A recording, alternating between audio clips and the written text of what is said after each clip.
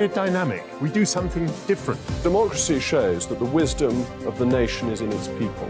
I get to travel to find out what the story is from a personal perspective. The British people aren't fools. We know when we're not being told the full story. We've got to work out how Britain moves forward from this. It's the best country in the world. The establishment had their chance. Now we're here to represent your views. Britain's watching. Britain's watching. Britain's watching. We're proud to be GB News, The People's Channel. Britain's news channel. Hello, I'm Michelle Dewberry, and you can join me every weekday 6 till 7 on Jubes and Kerr. You're an inspiration to us all. Clip that bit up. Well, you are. That's my ringtone. My political ambitions those days are gone, I can tell you. She's only teasing. Go on. He's probably going to want to lay down now. I'll give him 2 minutes to have one. Let's respectfully disagree. That's what we like on Jubes and Kerr. Come and join us. GB News, the People's Channel. Michelle Dewberry, weekday evenings at 6 o'clock. Start the day with GB News. We catch up on all the big stories you didn't hear the night before. And take a look at what the world's talking about this morning. That's right, Monday to Thursdays from 6 o'clock. It's Breakfast with Eamon and Isabel. Straight after breakfast, join us, Bev Turner and Andrew Pearce. We're going to take you through till noon. We'll be tackling the big topics of the day, including the things that the other channels just won't talk about. If it's happening here. Wake up to mornings on GB News, the People's Channel. Britain's news channel. I'm Simon Evans. Join me on GB News for Headliners at 11 p.m. What's the scoop? I'll be joined by 2 of the country's top comedians. That's right. As we take a look at tomorrow's newspapers tonight. We're going to get into trouble. If it's a big story, we'll be covering it. Spill some tea on him. There we go. But we'll also have some fun. I wouldn't stick up a bank. My father didn't love me. So anyway, Headliners every night from 11 on GB News, the People's Channel, Britain's news channel. We've got a brand new lineup every Saturday night on GB News. From 6 p.m, I'll give you my unique take on the world today. Then at 7, it's me, Calvin Robinson, with my Common Sense Crusade. New to GB News is the Saturday 5. 5 times the opinion. Join us every Saturday from 8 p.m. as we debate the week's stories. With us 4, plus a special guest. And at 9, of course, it's Mark Dolan Tonight. Brand new Saturday nights on GB News, Britain's news channel.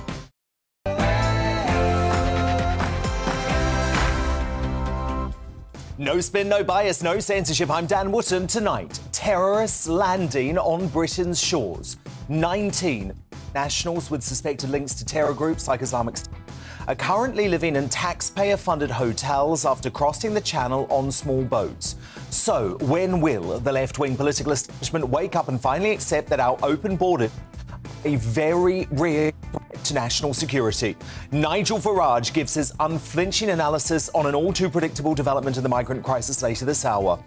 Also on the way, junior doctors abandon patients and put lives at risk as a historic 4-day strike begins. But do they really think a 35% pay rise is reasonable? I can't guarantee that no lives will be put at risk. The truth is that you have a government that does not care about your health. Ultimately, a strike by nature is designed to cause disruption. I'll deliver my verdict on this latest round of reckless strikes and my digest next before my superstar panel weigh in tonight. Carol Giffen, Calvin Robinson and Rebecca Reid.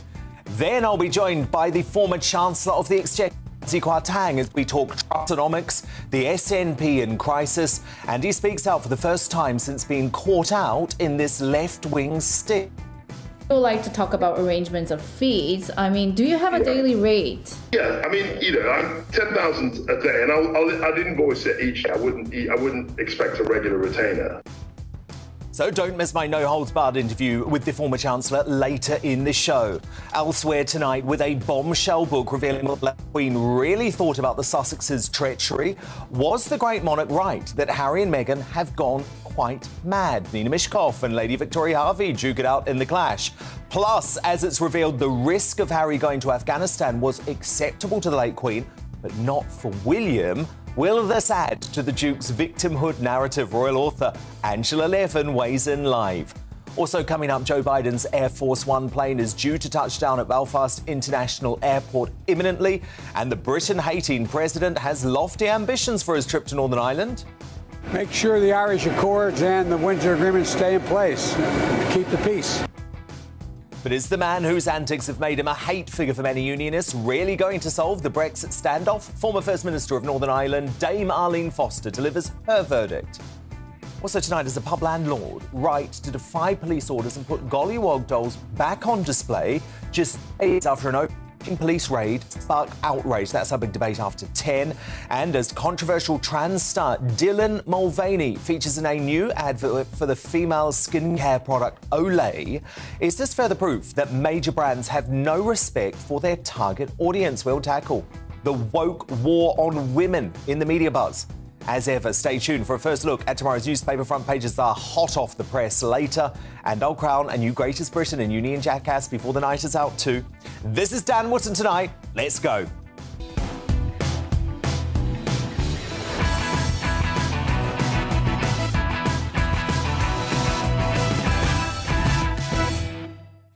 You're watching GB News, Britain's news channel. We are, of course, on Biden watch. He's due to touch down in the next hour. We will bring that to you live. But my digest on the junior's doctor straight up.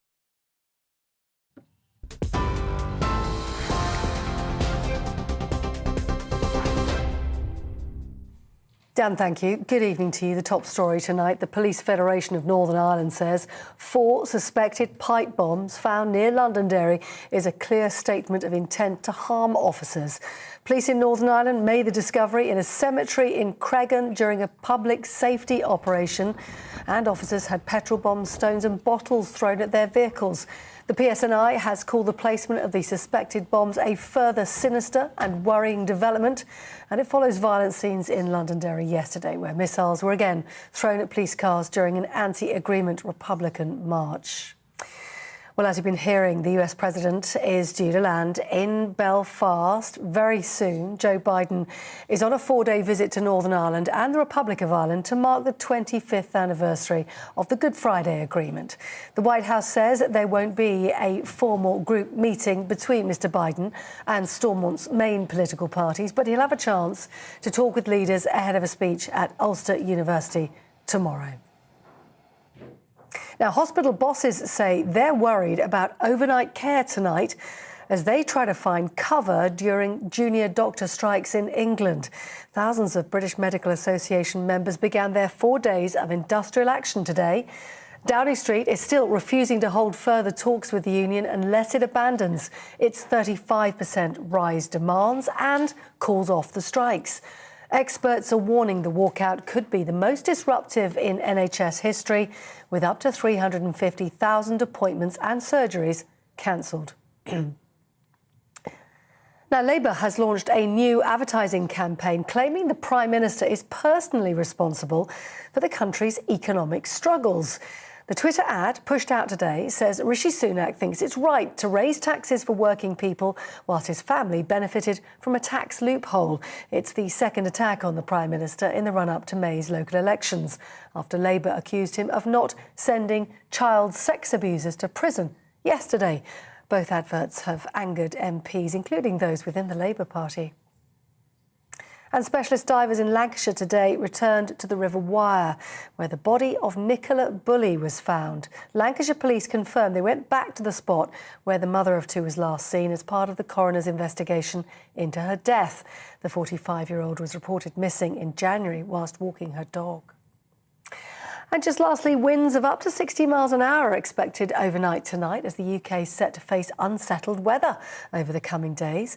Yellow weather warnings for wind and rain are in place for tomorrow, with the Met Office warning people may have to deal with difficult road conditions as well as persistent rain. There are predictions as well for a blast of cold air tomorrow morning, which could see an increased risk of snow over northern parts of Britain. 8 flood alerts also remain in place across southern England. We'll keep an eye on that for you right here on GB News. Back now to Dan.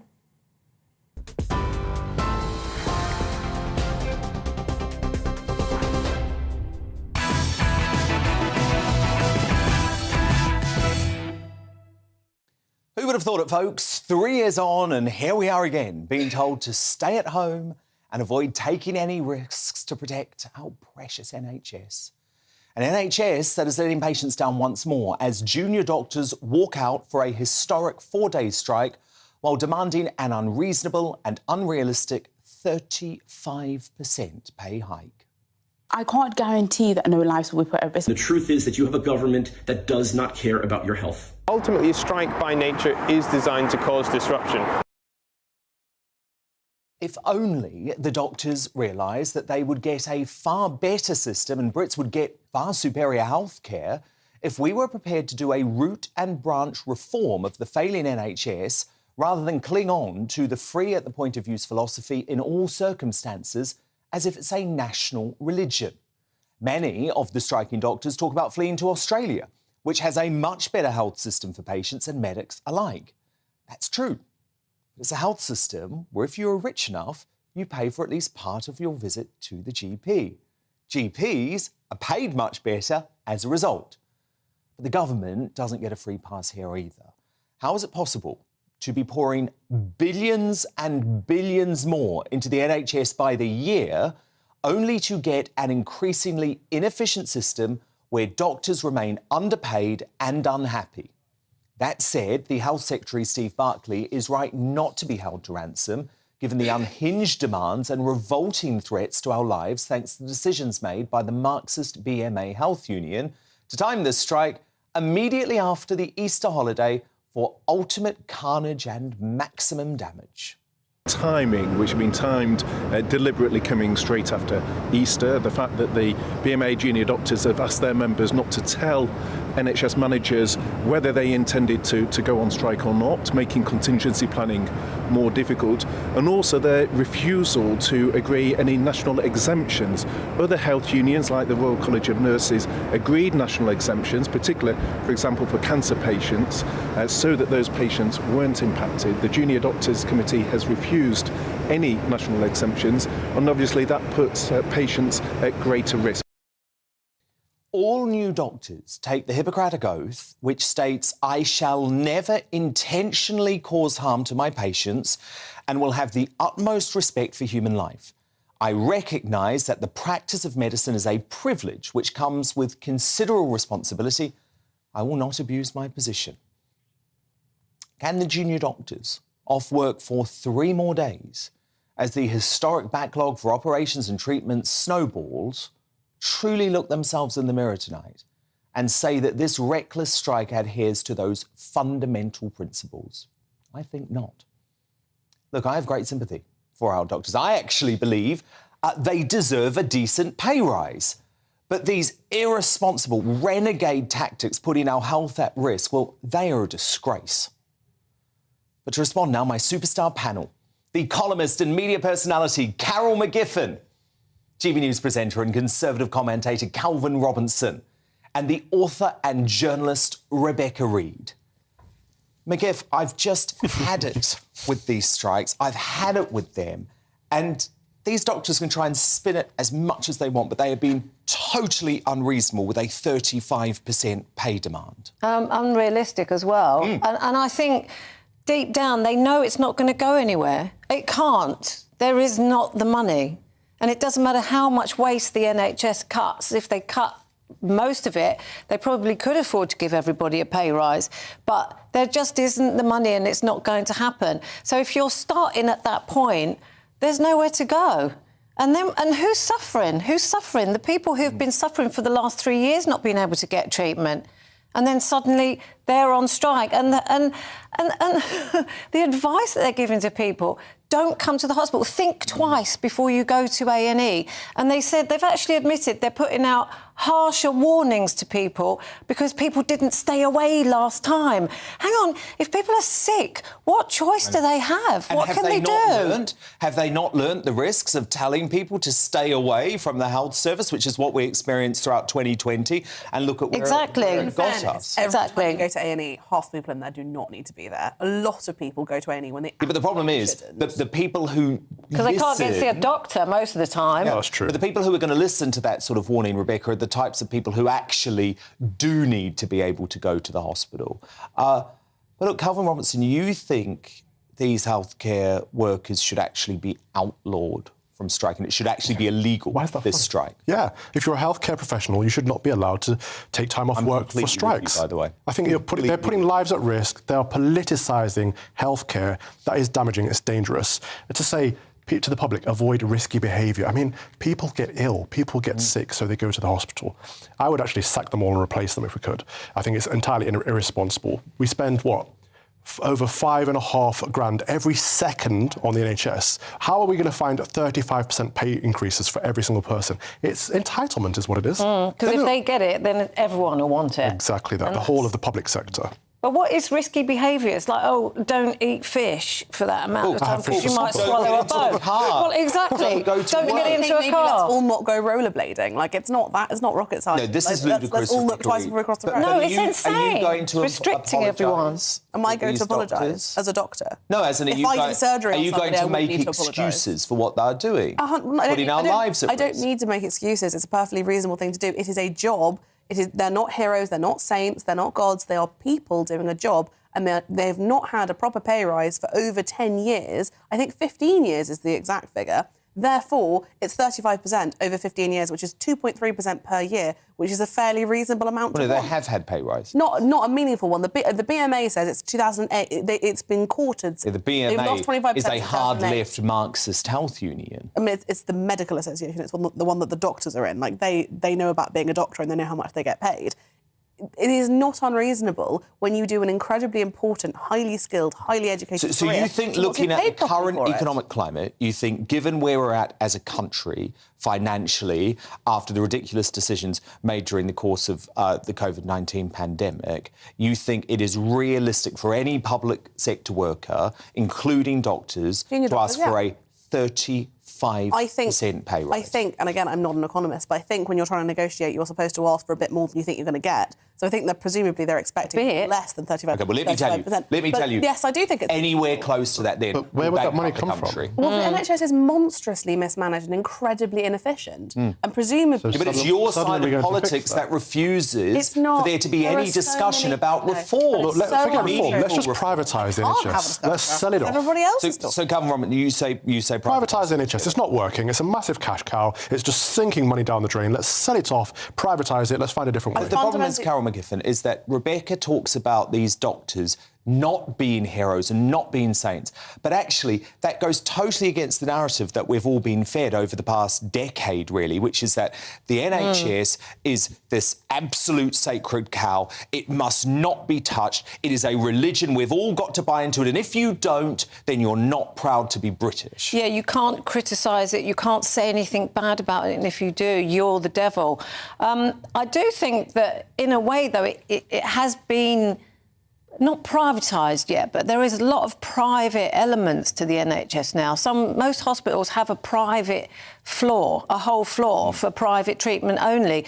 And when you go on a doctor's... And all of the doctors work. Yeah. Well, not all of them, but a lot of them work outside in private practice, yeah. And when you go on doctors' websites, for example, you see you can't get an appointment for, say, 2 months or whatever, but if you scroll down, you can get whatever treatment you want, but you have to pay for it. Now, if that's not privatisation, I don't know what is, because someone's getting some kind of backhander for that authority to be able to put that on there. They're competing with themselves.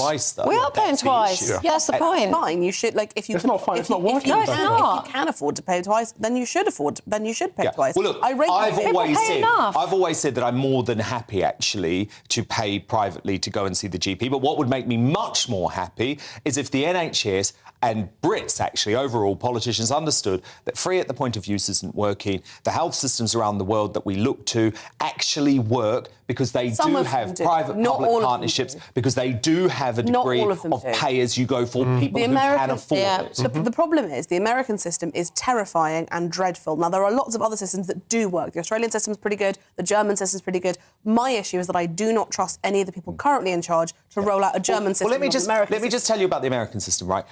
It is great if you have insurance. Now, there's no way that as a country, as a society, given the sort of welfare state that we have, that we would ever not allow a safety net for those underprivileged in society who are not able to afford insurance. So saying that we're ever going to have an American system is just ludicrous, and it's the scare tactics that are used by the left, and that's what stops reform. It's not a scare tactic, it's a genuine concern. If you look at what happened to the price of insulin, it is a very, very scary reality. There are middle-class people who are devastated. Giving birth costs minimum no government in this country would ever institute any form of private healthcare system and of course you will be where there fine. was no insurance You are a safety very net. talented, brilliant person with a great job, but you don't have to worry for you. But for other people, it is a genuine fear. and it We really all have could to worry. happen. You're totally missing the point. The reason that I worry, right, is because what is ludicrous and actually makes me so mad is that we are all reliant on the NHS. So I should, given what I earn... You can pay for anything you want. No, that's not true. Given what I earn, I should absolutely have to pay any time I want to go to the GP, any time I want something simple like that. And I do. Yeah. And I do. But when I need the NHS is when I am diagnosed with some form of aggressive cancer, and as a result of the huge issues that we have in our healthcare system, those medications are often not even available on the NHS. That's fundamentally untrue. You can absolutely have as much private healthcare as you like. There are many brands that you could take out. Yes, but there are also many brands of private healthcare that do not cover for all of those sorts of issues, which in America they would do. But look, the issue is, I think we're going to keep having the debate about the NHS on this show, but you won't see it in many other places in the media because it is the golden goose, it is the untouchable discussion, and we've got to start having that discussion as a nation and be brave enough to do so. Rebecca Reid, Calvin Robinson, Karen McGiff, my superstar panel are with me all night, but also still to come. As it's revealed, at least 19 foreign nationals with suspected terror links crossed the channel on small boats. When will the left-wing political establishment accept that our open borders are now a genuine threat to national security? Nigel Farage live soon. But first, with bombshell revelations of what the late Queen really thought about the Sussexes' treachery, was the great monarch right that Harry and Meghan have just gone mad? Well, Nina Mishkov, Lady Victoria Harvey. I'm going to duke this one out in The Clash next, but I want to know what you think. Dan at gbnews.uk. Tweet me at gbnews. Our poll running there. The Clash straight after the break.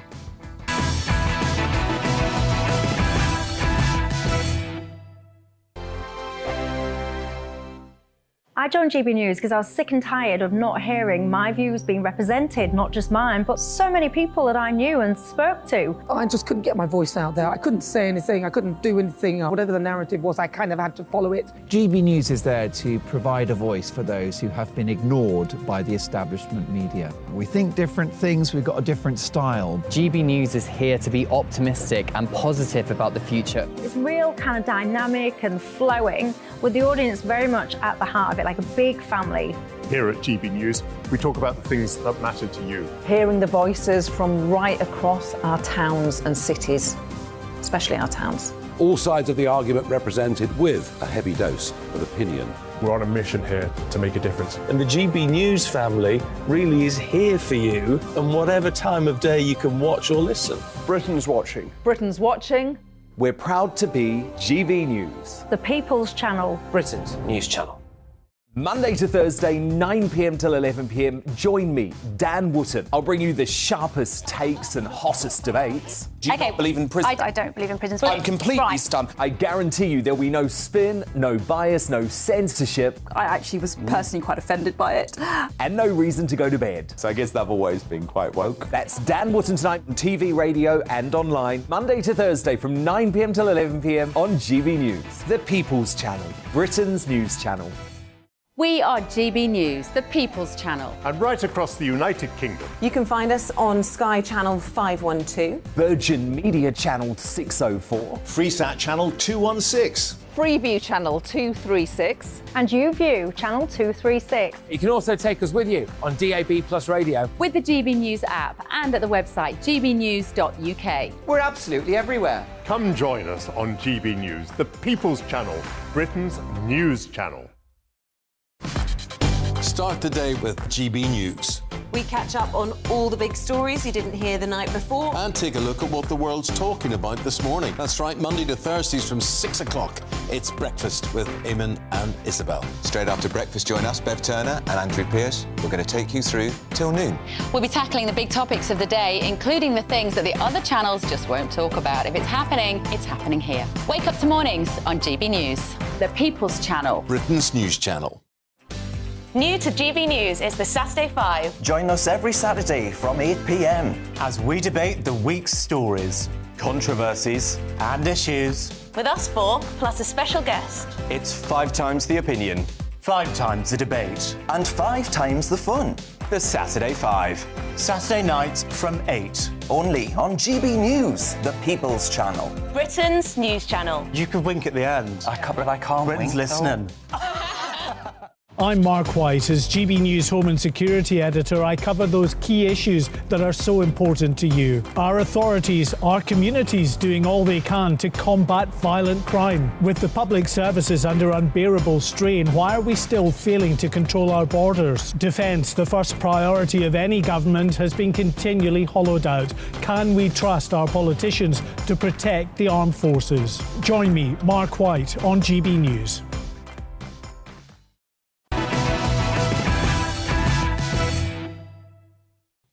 Breaking tonight, yep, he has landed. Let's take the live shot now. This is Air Force One in Belfast. Of course, we're expecting doddery Joe Biden to somehow make it down those stairs in just a few minutes' time.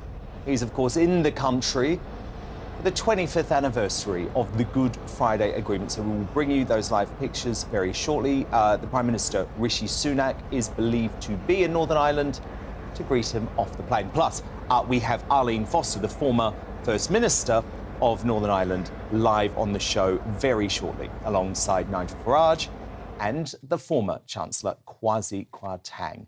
So we will get those live shots as soon as we believe Biden is going to emerge from the plane. But first, the clash. Now, a bombshell new book has revealed that even the late Queen Elizabeth II was mystified by Harry and Meghan's unhinged attacks on the royal family. Robert Jobson's Our King exposes the late Queen's bewilderment at the Sussexes' behaviour, which our beloved monarch thought was, quote, quite mad. In the explosive book, sources also revealed that palace discussions about stripping the couples of their titles were held at the highest levels until a loving Charles relented. So what do you think? Very simple question tonight. Was the late Queen right that Harry and Meghan have gone quite mad? Dan at gbnews.uk. Vote in our poll at GBNews on Twitter. To help make up your mind, let me bring in the journalist and broadcaster Nina Mishkov and the socialite and royal insider Lady Victoria Harvey. Lady V. Yeah. They did go quite mad, didn't they? Well, they're certainly going madder and madder by the minute, aren't they? Do you think the Queen was right? I think the Queen was definitely right, yeah. I think she, you know, through her experience in her position of all that time, I think she had a pretty good feeling of what was going to happen. That is how I feel about her. Yeah, and sort of that typically... She was always very calm about everything. It's almost like she just knew everything was going to happen. She was sort of silent about it, but she had a very good idea of, I mean, a lot of experience, you know? And absolutely. I think she saw Meghan as a problem from the beginning. Absolutely. Now, Nina, look, you're one of the folk who come on the show and you defend Harry and Meghan. So this isn't good for your narrative, is it? Because we really respect and trust what the late Queen had to say, and she thought the Sussexes had gone mad. Yes, of course, but this is not gospel that the Queen said it. It's in a book by Robert Jobson. He has royal... Are you doubting his journalistic integrity? I'm not doubting his journalistic integrity at all. I'm not doubting his journalistic integrity at all. But royal correspondents have contacts who feed them information, and they can feed them whatever information they like. And if they're trusted confidants, then they will be used. Now, there's a history of this with Meghan. It was dropped to a journalist that, this all sounds so silly because it was a stupid thing, that before the wedding, Kate was made to cry by Meghan. Now, that was treated as gospel, printed and thought of, and that was the start of all the negative press and all the negative attitude.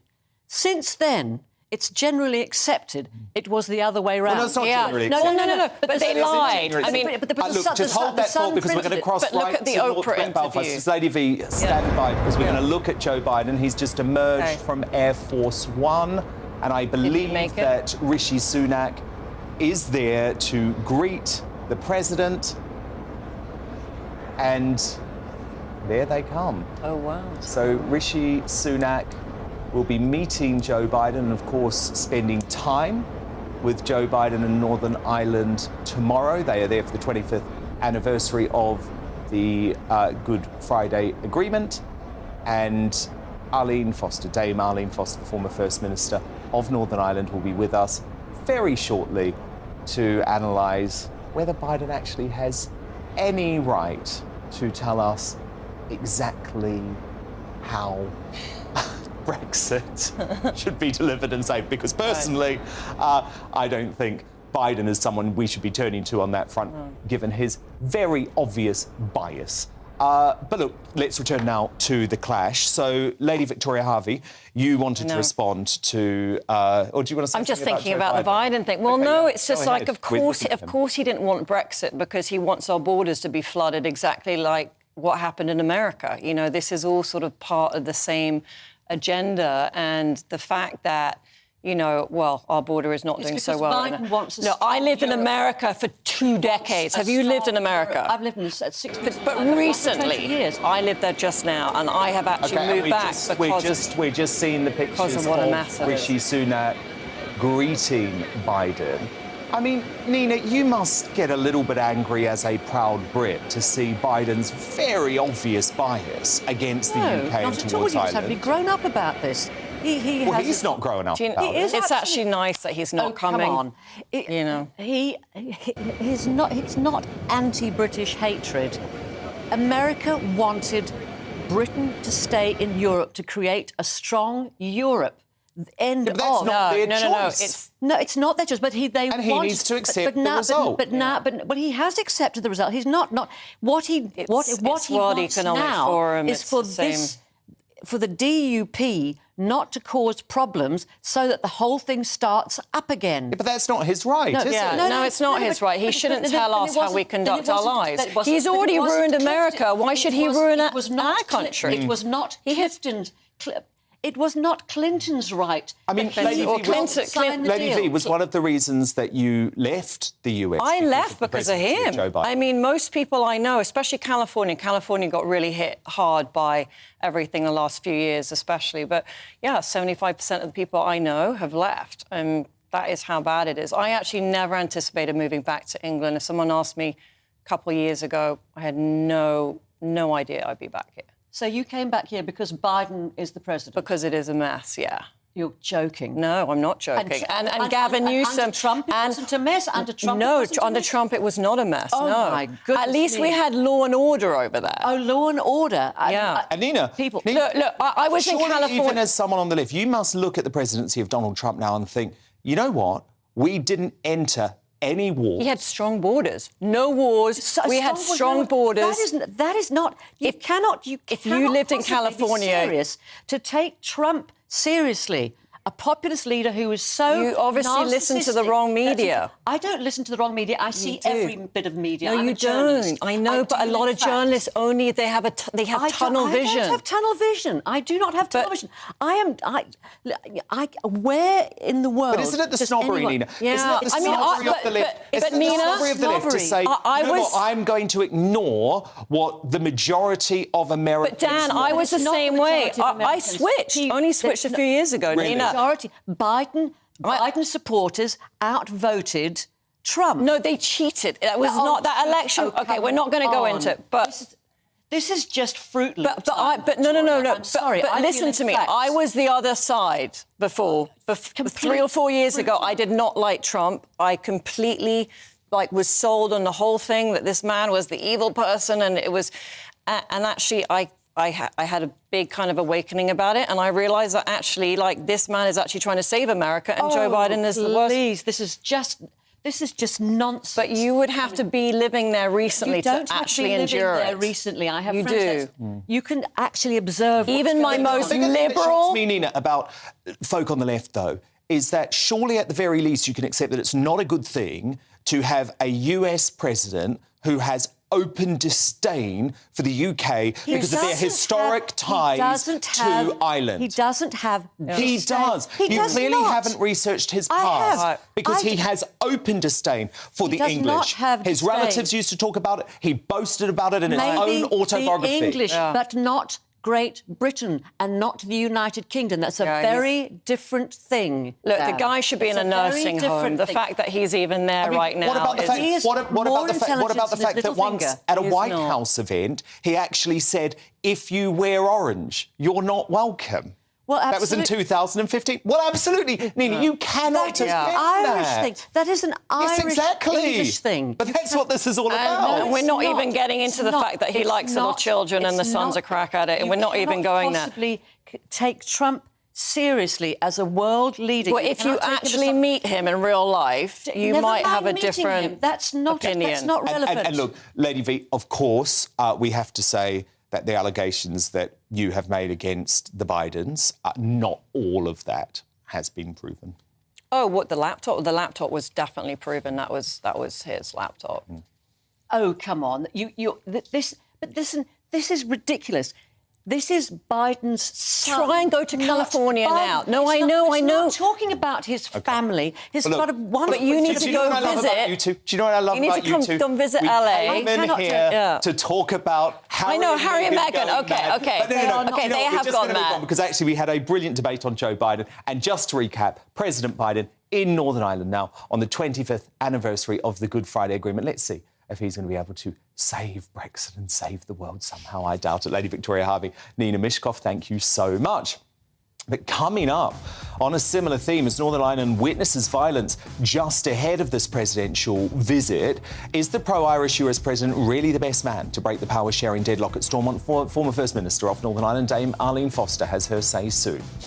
But next, as it's revealed, potential terrorists who have arrived in Britain by small boat are now housed in hotels funded by the taxpayer. Is the migrant crisis now a national emergency? Nigel Farage, he's going to weigh in live straight after the break.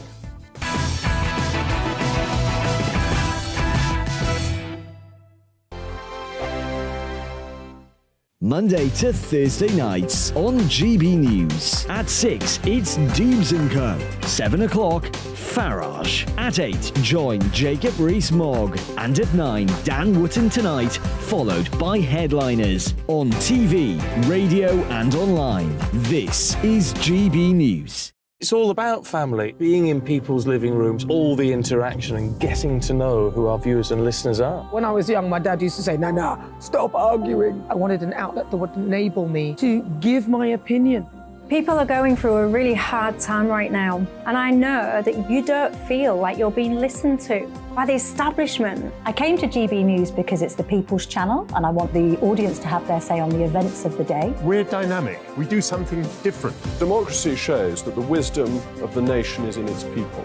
I get to travel to find out what the story is from a personal perspective. The British people aren't fools. We know when we're not being told the full story. We've got to work out how Britain moves forward from this. Is the best country in the world. The establishment had their chance. Now we're here to represent your views. Britain's watching. Britain's watching. Britain's watching. We're proud to be GB News. The People's Channel. Britain's news channel. Westminster is going around in ever-decreasing circles, followed by the media. Britain is broken. How on earth did we get into this mess? But more importantly, how do we get out of it? Join me at 7 p.m, Mondays to Thursdays on Farage, here on GB News. We will have open, rational debate. We've got to work out how Britain moves forward from this. Join us here on GB News, the People's Channel. Britain is watching. I'm Jacob Rees-Mogg, the Member of Parliament for North East Somerset and a former government minister. For years, I've walked the corridors of power in both Westminster and the City of London. I campaigned in the largest democratic vote in our island story. I know this country has so much to be proud of. We need to have the arguments, the discussions on how we make it better. The wisdom of the nation is in its people. Vox Populi, Vox Dei. That's why I'm joining the People's Channel. Join me Monday to Thursday at 8 p.m. on GB News, Britain's news channel. GB News has its own late-night paper preview show, Headliners, where comedians take you through the next day's top news stories. You don't have to bother reading the newspaper, we've got it covered for you. Headliners, every night at 11 p.m. and repeated every morning at 5 a.m. We won't send you to sleep like some of the other paper review shows out there. GB News, the People's Channel, Britain's news channel. Join me, Camilla Tominey, on Sunday mornings from 9:30, taking the politicians to task and breaking out of SW1 to see how their decisions are affecting you across the UK. Bursting the Westminster bubble every Sunday morning, only on GB News, the People's Channel. Britain's watching. You've probably seen politicians interviewed 1,000 times, but we do it differently. We find out who they really are, we don't shout, we chat, and hopefully we bring a bit of light, not just heat. Did you know Kate Moss? Apparently. Do you have a pair of jeans or a pair of jeans? No, of course I don't. What would I do with them? My friends are like, oh my God, what's she doing now? Join me every Sunday at 6 for Gloria Meets, only on GB News, the People's Channel, Britain's news channel.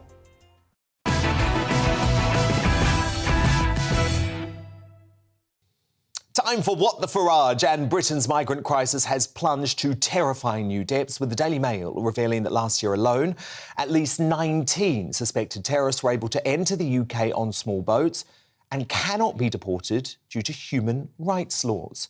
Despite some being linked to ISIS and being placed under surveillance by MI5 and GCHQ, most of these migrants have had the audacity to lodge asylum claims in the UK, meaning they are housed in hotels funded by you and me, the British taxpayers. So, Nigel Farage, look, as a phenomenon, we've feared for some time that terrorists were entering the country via these small boats. What the Daily Mail was able to do today was actually get some hard and fast numbers, but personally, I think there's a lot more than 19 terrorists who have entered the country via small boats. So, does this really now make it very clear that the only way we're able to get any sort of handle on this is by leaving the ECHR? Well, Dan, back to the very beginning.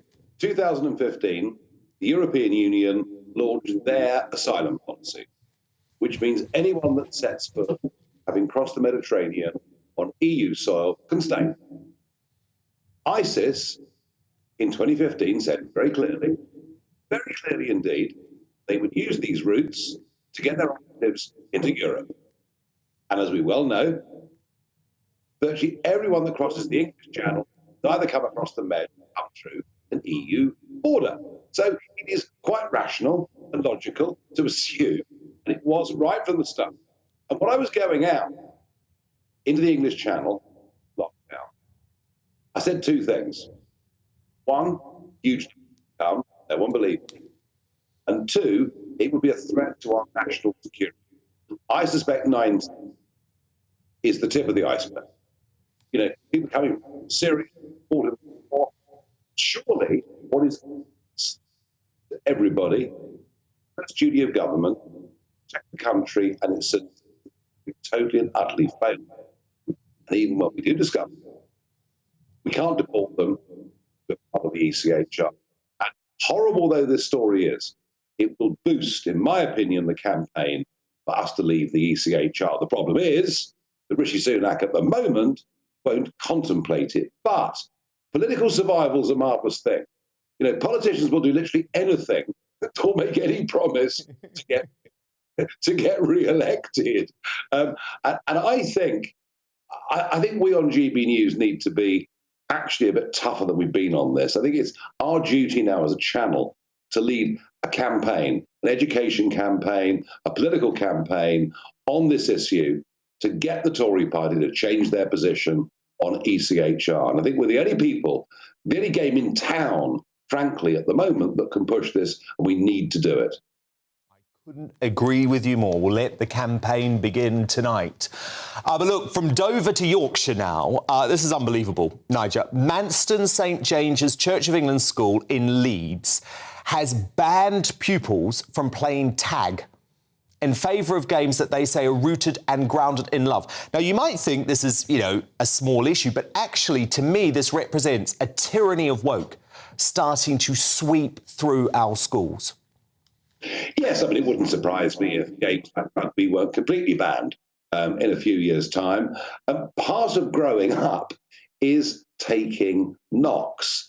Part of growing up, and here's the thing, you see, is teasing each other.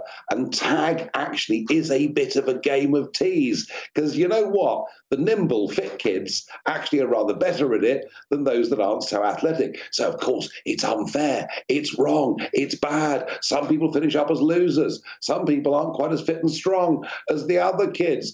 And we can't have winners and losers. Oh, goodness gracious me, no. All must have prizes. And we're making our kids so soft. Is it any wonder? Is it any wonder that so many young people say they've got mental health problems? No, they haven't got mental health problems. They're dealing with life. Life gives you challenges. Life gives you difficulties. It gives you failures and it gives you victories. And, frankly, for this headmistress to have done this, it is absolutely ridiculous and damages and stunts the development of a child. It is wrong, it is crazy, but frankly, given the poison that now, I used to think it was universities, but now I realise the poison runs from our primary schools, through our secondary schools, all the way through. And of course, there are lots of magnificent young people in this country who, despite this nonsense, actually want to stand on their own 2 feet and do their best and be good law-abiding members of the community. But there are so many youngsters who, because of all of this, want to tie themselves to gantries on the M25 and break down in tears because of what they've been taught at school. So I'm all for tag, I'm all for contact sports, I'm all for kids growing up learning that life isn't plain sailing, and you can't always win. So true, brilliantly put. Look, I want to talk to you about this Essex pub, Nigel, which has found itself in a bit of bother this week after they were raided by police who confiscated their historic Gollywog collection after reports of a hate crime. Now, this has infuriated the Home Secretary, Suella Braverman. So, Nigel, do you think the White Hart pub was right to push back against this case of police overreach? Well, look, there are sensitivities and things do move on, all right? So maybe gollywogs aren't that appropriate in the modern day. That said, for the police force to exercise that level of resource, given we've got, Class A drugs being sold on street corners, knife crime and gun crime on the rise, a general feeling that perhaps life is not as safe as it was, is just excessive and wrong. So look, I'm not going to stand here and lead a national campaign to fill every pub with gollywogs. I think we probably have moved on a bit from that. But frankly, the behaviour of Essex Police in this particular instance was absolutely ludicrous, wasteful, totally over the top. And so I'm not surprised the governors have pushed back against it.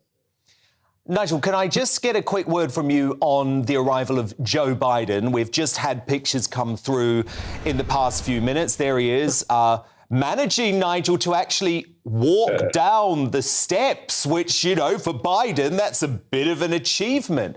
But how do you feel about him being here, given, we know how he feels about Brexit, we know how he feels about the royal family, we know how he feels about the UK? Well, that's the important point, isn't it? What he feels about Brexit, what he feels about the royal family, doesn't really matter. It's the fact that he has this great antipathy towards the United Kingdom, and it's something in the past he's been wholly unafraid of showing. That famous interview when the questioner says, "I'm from the BBC," he just replies bluntly, rudely, "I'm Irish." And of course, he takes this view, this Irish nationalist view, which totally misunderstands why Northern Ireland had to be created 100 years ago. So I expect we'll get some totally moronic speech at Ulster University tomorrow, demands made on the DUP to get back into power sharing. But you know what? At the bottom of all of this, and I have to say, GB News' Northern Ireland correspondent, Dougie Beattie, is brilliant. Had him on my show last night, and he held up the so-called Windsor framework with Rishi's claims. He then held up the EU document, and they're saying completely different things. And Sunak may be very good at looking stable and solid, may be very good at putting a Blairite spin on things. But the truth is, Northern Ireland actually in a couple of years' time will finish up in an even worse place than it was before that negotiation. So I think the DUP will hold firm, that they have to hold firm. I think Biden's interference will be. But look, you know, I don't suppose it'll be quite as bad as Barack Obama coming in the referendum. Nigel Farage, thank you so much. And of course, Nigel will be back covering Biden's speech tomorrow night at 7 p.m. here on GB News. But coming up, as we've just discussed, as the country learns 19 suspected terrorists are posing as asylum seekers and cannot be deported due to human rights laws, we're going to be discussing whether the migrant crisis is now a national emergency with my superstar panel. But first, as we've just seen, Biden has landed in Northern Ireland amidst rioting. So, is a US president so staunchly pro-Irish really the best man to break the power-sharing deadlock in Belfast? Well, you know, there's no one I would rather hear from more on this than the former First Minister of Northern Ireland, Dame Arlene Foster. So I'm delighted to say she's going to weigh in live straight after the break.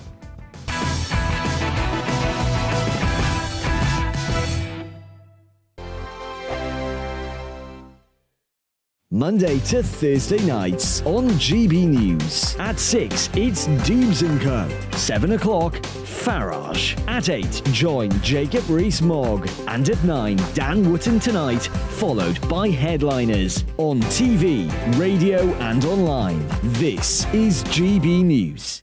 First and foremost, I am a GB News fan, and I was before I was working here. Just love the fact that we're asking the questions that a lot of establishment media won't ask. With a bit of a twist, we not only want to inform you, but we want to keep you entertained. It's worth the drive because you get in and the team's all ready and waiting, they're itching to go, and it's a proper little family. GB News is the people's channel. It's the audience that makes the programme sing. We're giving our viewers and our listeners a voice. I see the thousands of your letters, tweets, emails, you name it, coming in. Britain is broken.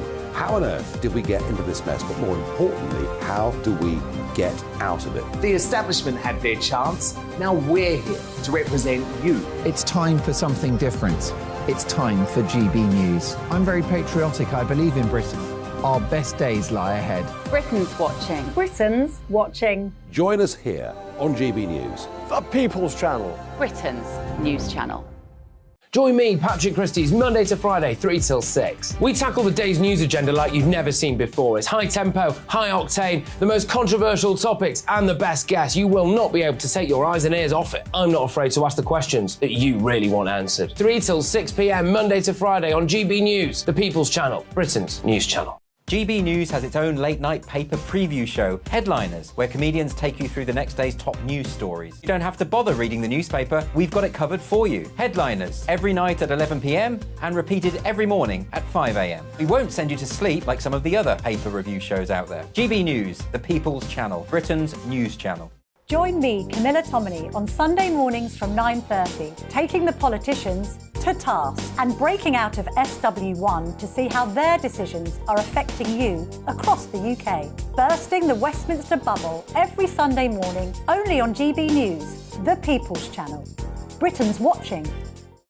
I'm Michael Portillo. Join me on GB News on a Sunday morning for topical discussion, debate, arts and culture, and sometimes even ethical dilemmas. I don't always agree with you, Michael.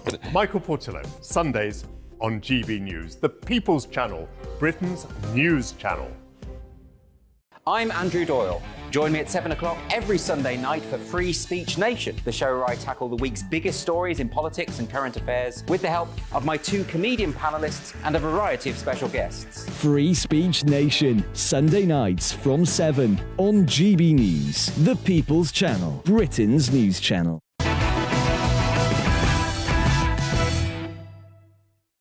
Breaking tonight, President Joe Biden has arrived in Belfast for the start of a 4-day trip to Northern Ireland and the Republic of Ireland, marking the 25th anniversary of the Good Friday Agreement.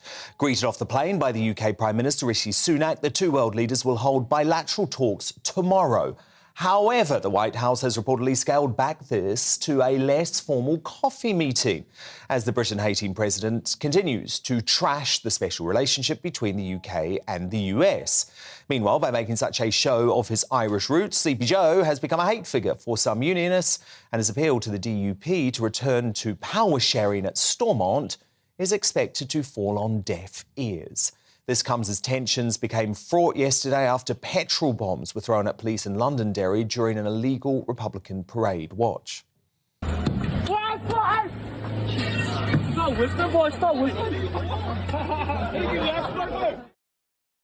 And today, police confirmed they recovered 4 suspected pipe bombs from a cemetery nearby that attack, which they believe were to be used in a planned strike on officers. So there's a lot going on, and I'm delighted to be joined now by the former First Minister of Northern Ireland, Dame Arlene Foster. So, Arlene, Biden, he thinks he's going to storm in and tell the DUP exactly what to do. Is he just delusional here? Well, I was very delighted to be on your show, first of all, Dan. I was very pleased to see the Lord Lieutenant and the Prime Minister greeting Joe Biden in Northern Ireland because, of course, this is part of the United Kingdom. And if that comes across to Joe Biden, that's the first point that should be made to him because, you know, he talks about the Belfast Agreement and coming to celebrate the Belfast Agreement. But the Belfast Agreement is very clear that Northern Ireland is part of the United Kingdom until such times as people in Northern Ireland decide otherwise. And he needs to remember that when he's talking about the Belfast Agreement, because we know that he is, Dan, the most partisan president there has ever been when dealing with Northern Ireland. This goes right back to the 1980s when we did actually have a special relationship with the then United States President Ronald Reagan and our own Prime Minister Margaret Thatcher. And at that time, as a senator, Joe Biden spoke against helping to extradite IRA suspects to the United Kingdom to face trial. Well, indeed. And Dame Arlene, what about even more recently than that, when he was pictured with Rita O'Hare, who was on the run for terrorism offences? Yes, he was quite happy to be photographed with the late Rita O'Hare and Gerry Adams, despite the fact that she was wanted for the attempted murder of a soldier back in 1971. That didn't bother Joe Biden. He was happy to be photographed with her. And the list goes on, Dan, in relation to his dismissal of the British people living here in Northern Ireland. You've already made reference to the if you're wearing orange, you're not welcome here. And of course, he revelled in the fact that he told a story about his mother refusing to sleep in a bed because the late Majesty, the Queen, had slept in the bed. So it goes on and on. He hates the United Kingdom. I don't think there's any doubt about that. I just think the fact that he's coming here won't put any pressure on the Democratic Unionist Party at all. Quite the reverse, actually, because he's seen by so many people as just simply pro-Republican and pro-nationalist. So when it comes to the Windsor Framework, Dame Arlene, the DUP is going to dismiss this message from Joe Biden over the next 24 hours. I don't think he has any kudos with the Democratic Unionist Party at all. He has no standing with them. And that was underlined tonight when Lord Nigel Dodds has said any pressure from an American administration, which is so transparently pro-nationalism, constitutes no pressure at all on the DUP. So, I mean, they've made it very clear that they don't feel any pressure from this man because he is so pro-nationalist. And, I mean, it comes to something when even Sir Tony Blair this morning on Radio 4 said he cautioned the president to be careful and to be sensitive and to not put undue pressure on the DUP, because he knows that there's a need to be balanced in dealing with Northern Ireland, and Joe Biden is anything but balanced. Yeah, he's not. He's not at all balanced. It feels like he almost goes out of his way, Arlene, to be undiplomatic when it comes to his dealings with the UK, and especially with the unionists. I don't know whether he thinks he's been funny or whether it's a faux pas, but he's certainly not funny. I actually think, Arlene, we don't find him amusing here. Deeply. No, and I don't think he thinks he's being funny. I think he feels it deeply. I think it's something, you know, I've gone back and looked at the passages in his autobiography talking about his relationship with Ireland. You mentioned his mother. You know, his mother actually had a hatred of the English. This is something that is ingrained in Joe Biden. And that's why I think actually the next 24 hours is going to be counterproductive, if I'm being honest. Well, it's quite interesting, actually, because it was said in the House of Lords recently that Joe Biden had relatives in Sussex as well, but we don't hear too much about them, Dan. We hear plenty about his Irish relatives, but nothing about his Sussex relatives. So let's see if he remedies that this weekend. Let's hope so, but I'm not keeping the faith. Oh, look, so good to talk to you about this. Former First Minister of Northern Ireland, of course, a GB News contributor and presenter here, Dame Arlene Foster. Thank you so much, Arlene. But coming up, I'll bring you a UK exclusive with former Chancellor Kwasi Kwarteng as he joins me live in the studio to talk trusts, taxes and the SNP in crisis. Don't miss that shortly. But next, do the shocking revelations that suspected terrorists are flooding into the UK via small boats prove we're now facing a national emergency on our borders? My superstar panel have their say next. Plus, we're going to have a first look at tomorrow's newspaper front pages, hot off the press. Don't go anywhere. We're back in just 2 minutes' time.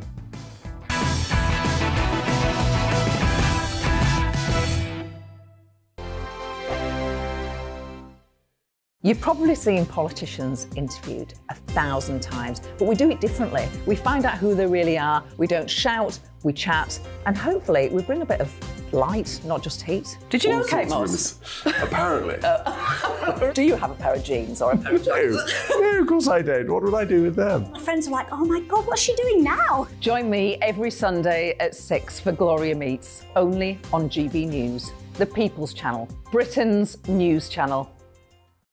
I'm Jacob Rees-Mogg, the Member of Parliament for North East Somerset and a former government minister. For years, I've walked the corridors of power in both Westminster and the City of London. I campaigned in the largest democratic vote in our island story. I know this country has so much to be proud of. We need to have the arguments, the discussions on how we make it better. The wisdom of the nation is in its people. Vox Populi, Vox Dei. That's why I'm joining the People's Channel. Join me Monday to Thursday at 8 p.m. on GB News, Britain's news channel. Here on GB News Live, we'll be keeping you in the picture, finding out what's happening across the country and finding out why it matters to you. We'll have the facts fast with our team of reporters and specialist correspondents. Wherever it's happening, we'll be there from 12 noon on TV, radio and online. GB News, the People's Channel, Britain's news channel. I'm Andrew Doyle. Join me at 7 o'clock every Sunday night for Free Speech Nation, the show where I tackle the week's biggest stories in politics and current affairs with the help of my two comedian panellists and a variety of special guests. Free Speech Nation, Sunday nights from 7 on GB News, the People's Channel, Britain's news channel. I'm Michael Portillo. Join me on GB News on a Sunday morning for topical discussion, debate, arts and culture, and sometimes even ethical dilemmas. I don't always agree with you, Michael. Michael Portillo, Sundays on GB News, the People's Channel, Britain's news channel.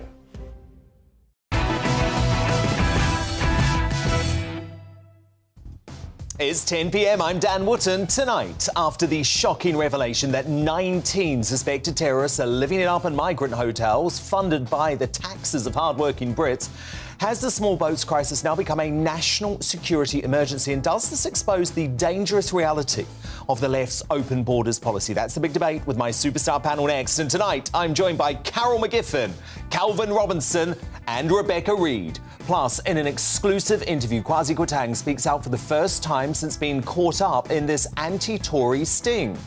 I would like to talk about arrangements of fees. I mean, do you have a daily rate? Yeah, I mean, I'm 10,000 a day, and I'd invoice it each year. I wouldn't expect a regular retainer.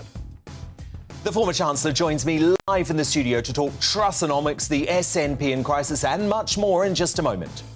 As a former Army general claims the risk of Prince Harry going to Afghanistan was acceptable to the late Queen, but not for William. Will this add to the Duke's victimhood narrative? Well, the Duke's biographer and royal insider Angela Levin sets the record straight. She's uncancelled later this hour. Plus, after an Essex pub was raided by police who confiscated their historic Gollywog doll collection, should law enforcement instead be targeting dangerous criminals out on the streets? And why is the biological man, Dylan Mulvaney, being paid to promote female products? Olay, every day, SPF, that's just my way. Getting sun, I'm going cray. Olay, slay. Well, we'll tackle both of those stories causing outrage in the media buzz. There'll also be a brand new Greatest Britain Union jackass name, so do stay up with us. Plus, first look at tomorrow's newspaper front pages immediately after the 10 o'clock news with Polly Middlehurst.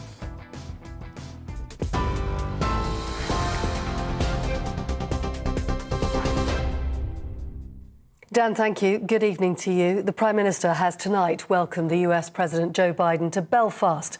Rishi Sunak greeted Joe Biden at the military base in County Antrim just over half an hour ago.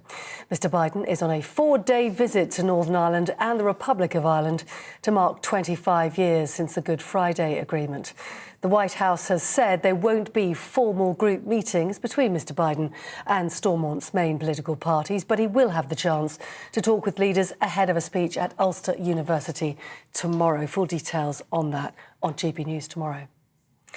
At the same time, police in Northern Ireland have found 4 suspected pipe bombs during a public safety operation just hours before the arrival of the US president.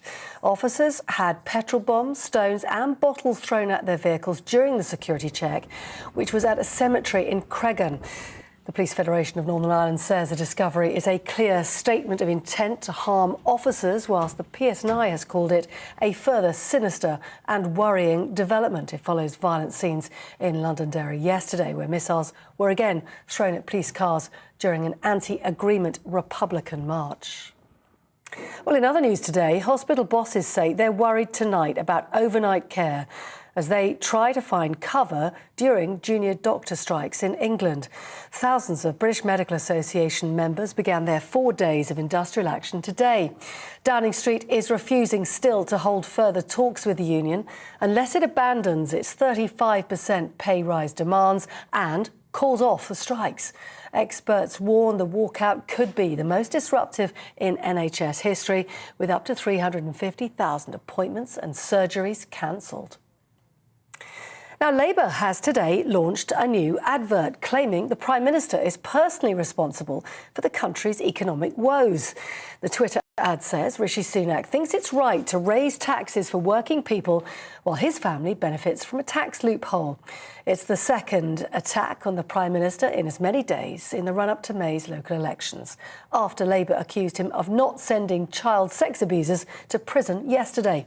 Both ads have angered MPs, including those within the Labour Party. In Lancashire, specialist divers have today returned to the River Wyre, where the body of Nicola Bulley was found. Lancashire police confirmed they went back to where the mother of 2 was last seen as part of the coroner's investigation into her death. The 45-year-old was reported missing in January whilst walking her dog. And lastly, winds of up to 60 miles an hour are expected overnight tonight as the UK is set to face unsettled weather over the coming days. In fact, a yellow weather warning for wind and rain lashing in tomorrow is in place, with the Met Office warning people they may have to deal not only with difficult road conditions but also persistent heavy rain. There are predictions for a blast of cold air tomorrow morning too, which could see an increased risk of snow over northern parts of the UK, and 8 flood alerts remain in place across southern England. That's all from me. I'm back in an hour. Back to Dan.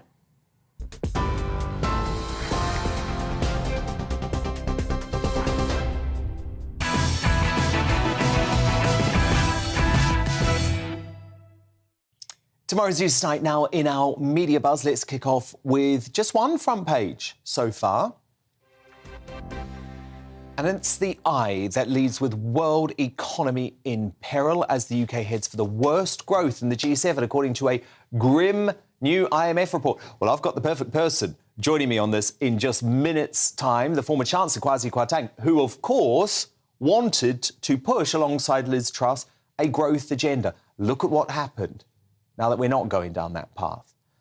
My superstar panel back with me first, though, the columnist and media personality Carol McGiffin, the Conservative commentator, the Reverend Calvin Robinson, and the author and journalist Rebecca Reid. Now, I've long warned that the Channel migrant crisis isn't just unsustainable, but also a massive national security risk. And I take no pride in saying that my fears have been confirmed today with damning revelations that at least 19 terror suspects arrived in Britain on small boats last year and are now living in taxpayer-funded hotels. Despite having links to Islamic State, most have lodged asylum claims and they can't be deported because of soft-touch human rights laws.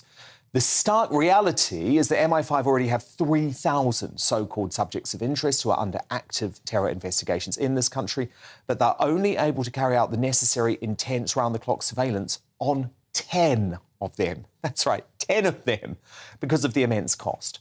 Last night, the Home Office said of the revelations, if an individual of national security interest entered the UK as an illegal immigrant, we would take the firmest possible steps, which could include removal action by law enforcement or other appropriate measurements. And that's all very well. But the grim truth is that we can't prosecute these 19 Channel migrants over their terrorist links because foreign-gathered intelligence can't be used in British courts. So with 100,000 more illegal migrants expected to cross France to Britain this year, and MI5 already struggling to keep track of existing threats, the consequences could be devastating, Calvin Robinson. And this is what riles me up, it really does, about this illegal immigrant situation, because we've been campaigning against it for so long, and everyone says, oh, you're racist, you're xenophobic. It's like, no, we were for having refugees from Hong Kong. We were for having refugees from Afghanistan when we left that country in a situation. Even the situation with Ukraine, we were for having refugees over during the war over there too. This is not about being xenophobic. It's not about closing our borders to everyone. It's about helping people through the right channels, through the legal channels. And when we have so many illegal immigrants coming over the border every day who are ditching their paperwork on entry, we don't know who they are, what their history is, or what they're capable of. We have terrorists potential terrorists living in our country on our money. That we're paying for. Where they're not working, by the way, so they have all day to plot and plan. But this is the start, because what's going to happen next? We've been warning about something could happen. What is going to happen when one of these 3,000 suspects on the MI5 list escapes the net, as they always do? What's going to happen, and who's going to be responsible? Of course, because we know they could move freely, that they're not patrolled at all. Mick, the most frustrating thing about this for me is that we knew terrorists were going to do this, because this is exactly what they did in Europe. When Europe threw open its borders, thanks to Angela Merkel, they used those routes to implant terrorists in European countries, and that's now happening in the UK. This was obvious. Yeah, it wasn't difficult to work out what was happening, was it? And it was just happening, and it's still happening. And everyone says, oh, you know, it's all down to Labour's open border policy. The Tories are no better. They have got an open border policy. They're not doing anything about it. And the Do you think we should leave the ECHR? Well, if I thought it would help in the sense that they would actually do something about it, yeah, but I just don't think they will. I really don't. I think there's either another agenda to bring people in and not do anything about it. They've known what's been going on, and we've been sitting here, everyone's been sitting there going, you don't know who these people are, and they're just living amongst us. The number of times that they've not even fingerprinted some of the people, like Nigel Farage, you know, he's got people witnessing people just walking in and literally running off. Who are they? Where are they? They don't have just paperwork. all thrown their documentation into the water. Exactly. And now suddenly they say, oh, well, you know, there's at least 19 among us. This all looks to me like they want to keep people scared about something, because they must have known all along they were here. Rebecca Reid, I'm always shocked by your reaction to this, because you've now learned that there are terrorists in this country as a result of this open borders policy and the invasion of our southern border. And you say, this isn't an emergency? You're not even slightly concerned about it? So suspected terrorists, not confirmed terrorists. I don't have a particularly visceral reaction. Well, they're not terrorists until they've killed a whole load of us, right? And then it's too late. Well, I think you're probably a terrorist if you're actively doing sort of online terror recruiting and stuff. I don't think you need to have semantics.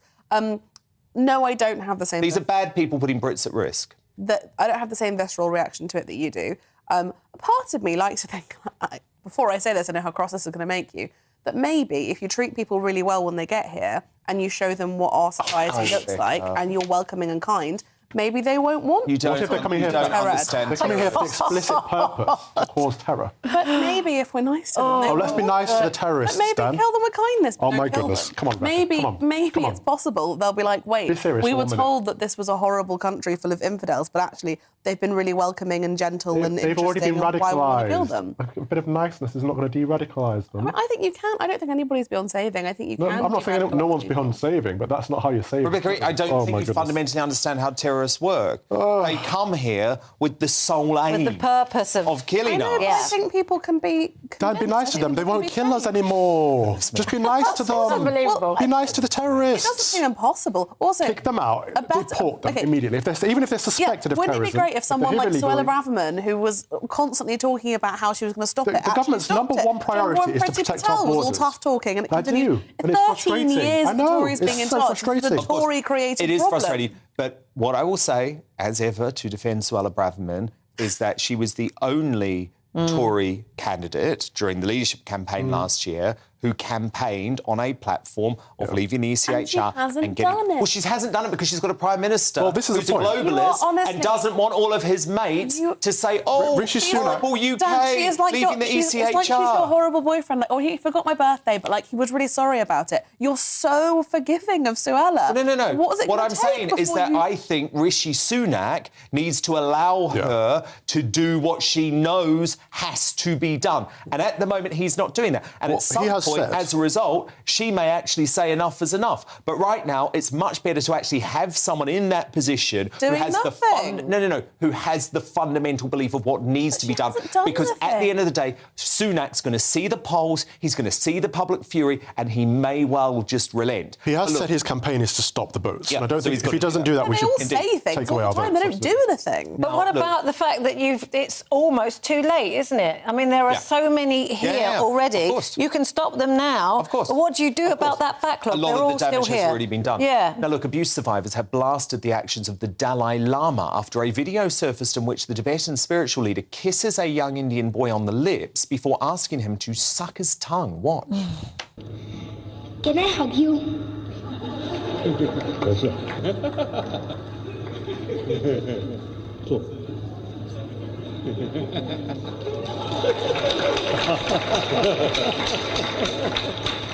And suck my tongue.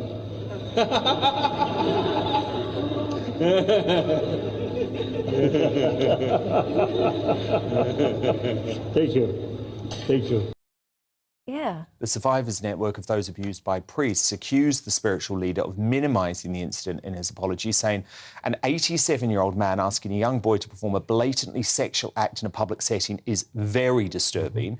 We feel it is important that every single person who sees, suspects or suffers child sex crimes, regardless of the level of crime, contact law enforcement to report it. So under intense public pressure, the Dalai Lama's office tried to brush off the incident as innocent fun. But Calvin Robinson, I mean, there's nothing innocent about what we saw. That is child sexual abuse. He needs to be defrocked or regenerated or whatever it is the Dalai Lama does. That's not appropriate at all. McGiff, what did you make of that? Well, it's pretty horrific, actually, but I don't think anything will happen because the Dalai Lama is one of those people who is revered and worshipped. Untouchable. And he's untouchable, yeah, exactly. Like, just like Jimmy Savile used to be back in the day. I despair. I actually despair because... Carol's right, because this was months ago. This was weeks ago. And what's happened? That was in February, Rebecca. Yeah, I mean, I genuinely couldn't watch it. And also, I really appreciate that you guys muzzed the child's face because lots of outlets have just been using that child's face without any pixelating, which is so cruel and so wrong. But yeah, it's disgusting. Rebecca Reed, Calvin Robinson, Carol McGiffin, do stand by because coming up, is an Essex pub landlady right to defy the police that confiscated their collection of gollywog dolls by boldly putting more of them back up to the applause of her lunchtime regulars. My superstar panel are going to have plenty to say on this one very soon. But next, former Chancellor of the Exchequer, Kwasi Kwarteng, joins me for an exclusive interview live in the studio as he talks trusts, taxes and terrorism. You won't want to miss this. Straight after the break.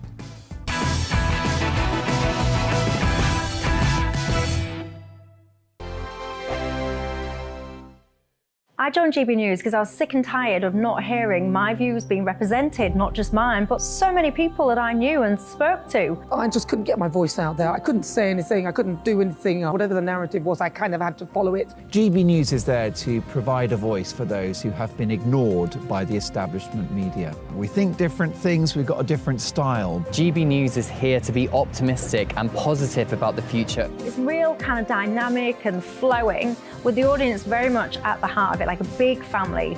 Here at GB News, we talk about the things that matter to you. Hearing the voices from right across our towns and cities, especially our towns. All sides of the argument represented with a heavy dose of opinion. We're on a mission here to make a difference. And the GB News family really is here for you, and whatever time of day you can watch or listen. Britain's watching. Britain's watching.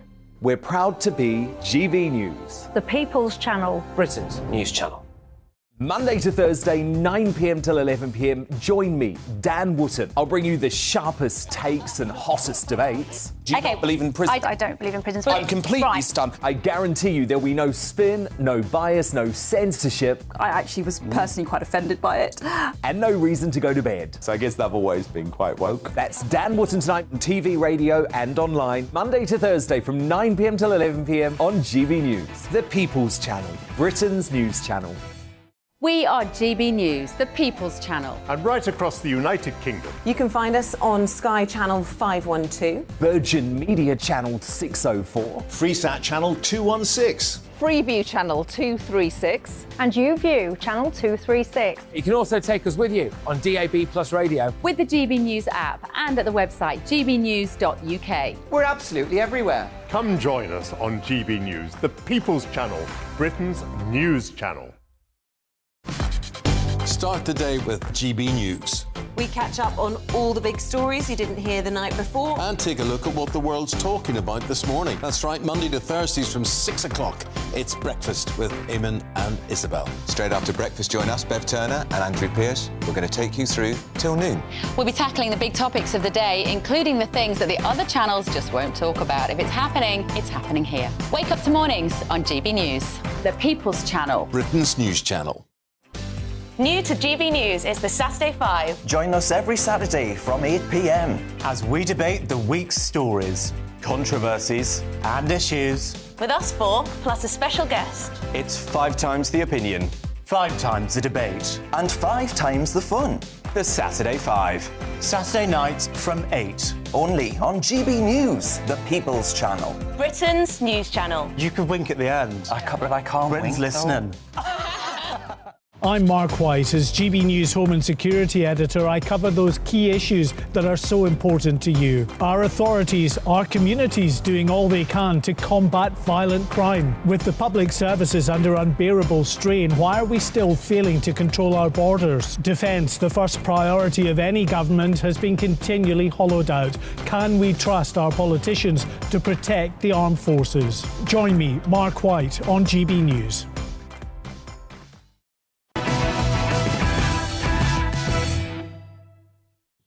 Well, I'm delighted to be joined live in the studio now by the former Chancellor of the Exchequer, Kwasi Kwarteng. Now, Kwasi, of course, look, plenty of important political and economic issues for us to get stuck into. But look, I want to ask you first, because this is the first appearance that you've made since you were part of this sting by quite a hard left organisation called Led by Donkeys, who seem to be out to catch Conservative MPs. So what happened? So I think I was emailed, as I am frequently, and I generally by a Korean company, which was deceptive. I mean, it was a sting, as you say.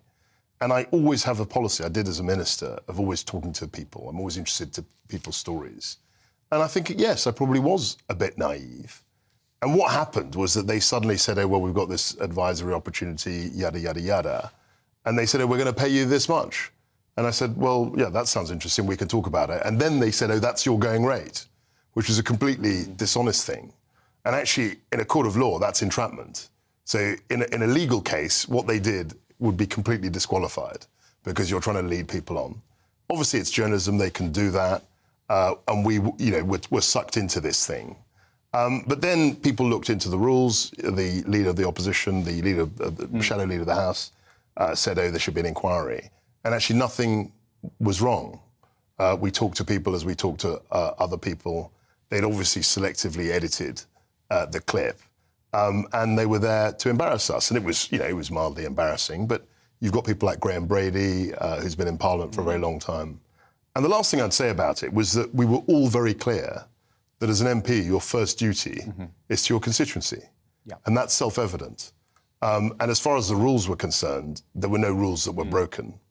And if you compare, a sting like that, which is, of public interest, I accept that, to what's going on in the SNP, where they're being accused of £600,000, that isn't accounted for. And there isn't much media scrutiny about that, is there? Well, I don't know, and the Owen Paterson thing, he'd broken the rules. Yeah. So there's a big distinction between people who are breaking the rules and people who are, foolishly being caught by stings and what have you. Just in case, because there will be a lot of our viewers who haven't seen any of this. So this is just a short snippet. Yeah, I'm sure it'll be an ad. Okay.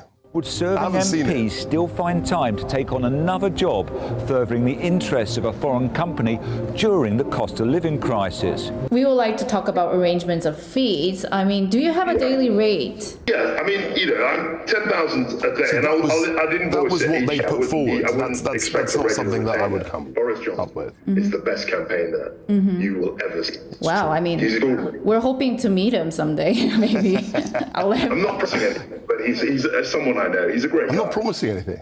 He's a great guy. I even said I'm not promising anything, and then the press was, oh, he promised that he would. But you're saying with the £10,000, they actually put that. They put the number. Yeah.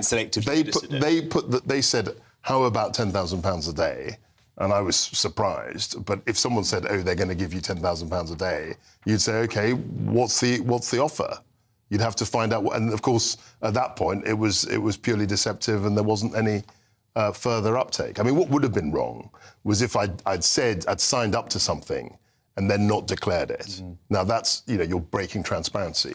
But having a call with somebody according to the rules is not a sign of corruption. No, indeed, I don't like this entrapment. It's entrapment. I mean, as I said, in a legal, if this was a legal situation. That would be disqualified by a judge. And journalistically, really, it's a fishing expedition. Yeah, so I actually think there are even some issues around whether this is actually in the public interest. It would be very different if they were told, Kwasi Kwarteng is breaking the law, That's right. he's taking illegal payments, That's right. then we're going to come in and try and get him. But what they actually did is they cast the net wide in a fishing expedition because what they're out to do is embarrass. It was pure embarrassment. And so the other, we've had things in the past with fake sheikhs. Yes. And, people putting money in brown envelopes. All of that was actual specific money transactions. Exactly, which is justified by saying people are breaking the law, which you've been doing. But look, I want to move on because there's actually very, very important issues, especially related to our economy. Yeah. And you will know this new IMF forecast this afternoon predicts the UK will be one of the worst performing major economies in the world this year, the worst of the G20, including Russia. And this is all about growth. This is all about our low growth. That's right. So, of course, you were forced out of your job. Yeah. Liz Truss was then forced out of her job as Prime Minister, all because this is exactly what you were trying to avoid. Yeah. You were trying to avoid this low-growth economy, and you wanted to kickstart things. So do you feel like these reports almost justify some of what you were trying to do in that ministry? So what I would say is that the fundamental question still hasn't been answered. How do you get growth into this economy? I think what Liz and I tried to do was essentially kickstart, as you say, a growth agenda. That didn't go well. I think, there was market turbulence. I totally accept that. I think we tried to do too much too quickly. But at the same time, the fundamental question still hasn't been answered. No. How do you get growth into the economy? What I would say is that I think that, and I've said this publicly, I think Jeremy Hunt and Rishi Sunak in particular are stabilising things. So Truss actually spoke out against Jeremy Hunt for his attacks on her regarding the corporation tax. Do you not? Well, I find that ironic because I was sacked, and people forget this, but Liz Truss appointed Jeremy. He was her appointment, so it was odd to me to see that she was attacking him for doing what essentially he had to do, because once I was sacked for doing what she wanted, which was not raise corporation tax, it was fairly obvious that he was going to bring in the corporation tax rises, and that's something that she chose to do, presumably under pressure. So I find it odd that she was attacking him, but I think his approach was right in the sense that he had to. There was a situation. We can't pretend that what happened in October didn't happen, and he wanted to stabilise markets. But you're still faced with this question, which is going to haunt us potentially for a decade or more. How do we get growth? Because actually, if you look at all the public services that we want to pay for, there's no way we can afford them without getting growth in the economy. It becomes very difficult to sustain, schools, education, military spending without growing the economy. Indeed. Well, look, I actually think most of what I sort of agree wasn't necessarily implemented in the right way, but the policies were definitely I think the strategic direction was right. I think the tactical implementation could have been a lot better. Now, look, you mentioned the SNP earlier. I really want to talk to you about this because, obviously, look, it's been an almighty collapse in Scotland for the SNP and for Nicola Sturgeon. But interestingly, your Scottish Conservative leader, Douglas Ross, has a different approach to Tory HQ in London over how you can capitalise on the situation, because he says actually there needs to be tactical voting going on where in unwinnable seats for the Conservative Party, you should actually be saying vote Labour or vote the Lib Dems to get the SNP out. Do you agree with that? No. I don't know why he said what he did, but I think it's clear. And actually, we've got more Westminster seats in Scotland than Labour do. But it's clear that unionists should be voting Conservative. But I think that the SNP collapse is pretty extraordinary. And we talk about, stings and MPs doing this and that and the other. From what I can make out, there's £600,000 that was donated by SNP supporters for the referendum, which haven't been accounted for. I mean, that is an extraordinary thing to have happened. And it's a complete scandal. I mean, we look at Westminster scandals and say, think we can clean our stables, we can clean up our act, which we can. But the idea that a political party can receive £600,000, which is for a specific campaign, which is not accounted for, indeed, is extraordinary. And every single day you had the Westminster media bombarding Boris Johnson with questions over whether he ate a piece of cake. With a cake, yeah. And this was going on. Asking these questions for Nicola Sturgeon? I find it extraordinary. I mean, I think, the fact that Boris Johnson got a fixed penalty notice and everyone said this is a great scandal, and then, of course, Rishi got one, through whatever it was for not wearing a seatbelt. And of course, we have to be careful. It's an ongoing police investigation in Scotland, and we don't know what happened yet. But I agree. But I think the fact of £600,000 not being accounted for, donated for a specific campaign, and we've known that for a long time, is pretty extraordinary. Look, this gutter politics from the Labour Party, personally going after I don't know what's going on there. Rishi Sunak, claiming that he doesn't want to put child sex abusers in jail. And I just wondered if we could equate it a little bit with what happened to you with the Labour Party, because, of course, the Labour MP Rupa Hark, she was slammed for calling you superficially black. It was appalling last year, but she's regained the whip. So do you think this is evidence that Labour is actually now the nasty party? I think they've completely lost the plot. I don't understand why they're attacking Rishi in this way. He's a very cool customer. He's very, very considered, and I think he's got a very good temperament. And he's not going to rise to their attacks. But I don't see what they think. I don't get their strategy.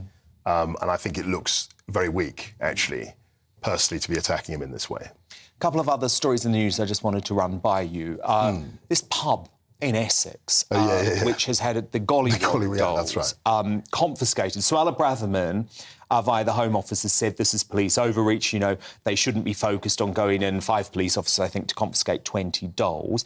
At the same time, there's another group of people who say, no, this is actually a lot of racism going on in this pub. Where do you stand? So my view is having 5 policemen going into a pub, confiscating dolls, given all the other things they have to do, seems slightly excessive to me, OK? I think if it's a case of racial incidents or abuse or physical intimidation, I think that's very, very serious. But I think confiscating the dolls with using 5 officers, I think, seems excessive. I don't know enough about the detail of the case, you know, but I think it seemed a bit excessive to me. I wanted to talk to you quickly about the royal family. Last week, King Charles, in response to the Guardian newspaper, opened the door, at least slightly ajar, to the prospect of reparations for the royal family's historic links to slavery. He's making a mistake there, isn't he? Look, I'm not one for endlessly giving reparations, because when are you going to draw the line? I mean, there have been all sorts of crimes committed over many centuries. People, you know, killing other people, enslaving people, right through across every continent in the world. And I think, you know, endlessly revisiting the past and trying to compensate or rewrite history is completely futile.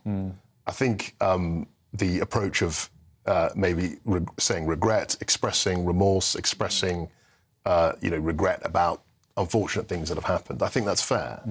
But this endless call for reparations, I think, is completely unrealistic. Do you want to see Harry and Meghan at the coronation? Well, it's up to them. It's up to the king. I mean, I'm actually one of the few people in Britain who is not obsessed about Harry and Meghan. I mean, I find them pretty uninteresting as a couple.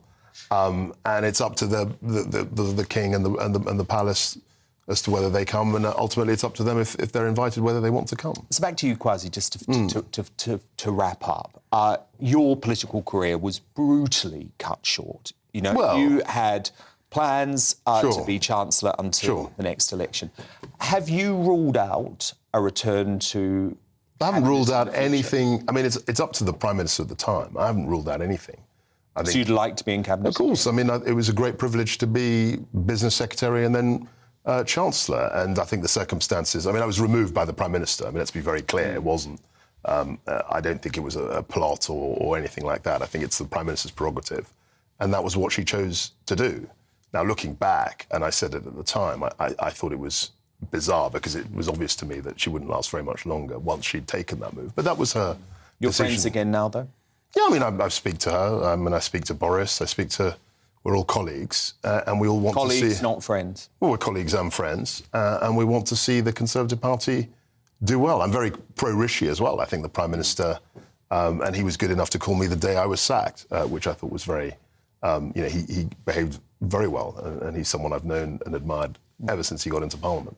So we're all trying to work together. We've got different ideas, but actually the main difference in politics is between the Conservative Party and the Labour Party, which takes a much more socialist approach, as you know. Kwasi Kwarteng, really great to speak to you. Former Chancellor of the Exchequer, thank you so much for being here tonight. But coming up in Uncancelled, as we learn that the risk of Prince Harry, Kwasi won't be interested in this one, serving in Afghanistan, but not as brother William, was acceptable to the Queen. Will this add to the Duke of Delusion's victimhood narrative? Well, Harry's biographer, Angela Levin, has quite a different version of events. She's going to join me live shortly. But next, as the Daily Mail reveals that suspected terrorists sustain in taxpayer-funded migrant hotels and avoiding the risk of deportation due to their human rights, is Britain's migrant crisis now a national emergency? My superstar panel return. Plus, we're going to have the first of tomorrow's newspaper front pages straight after the break.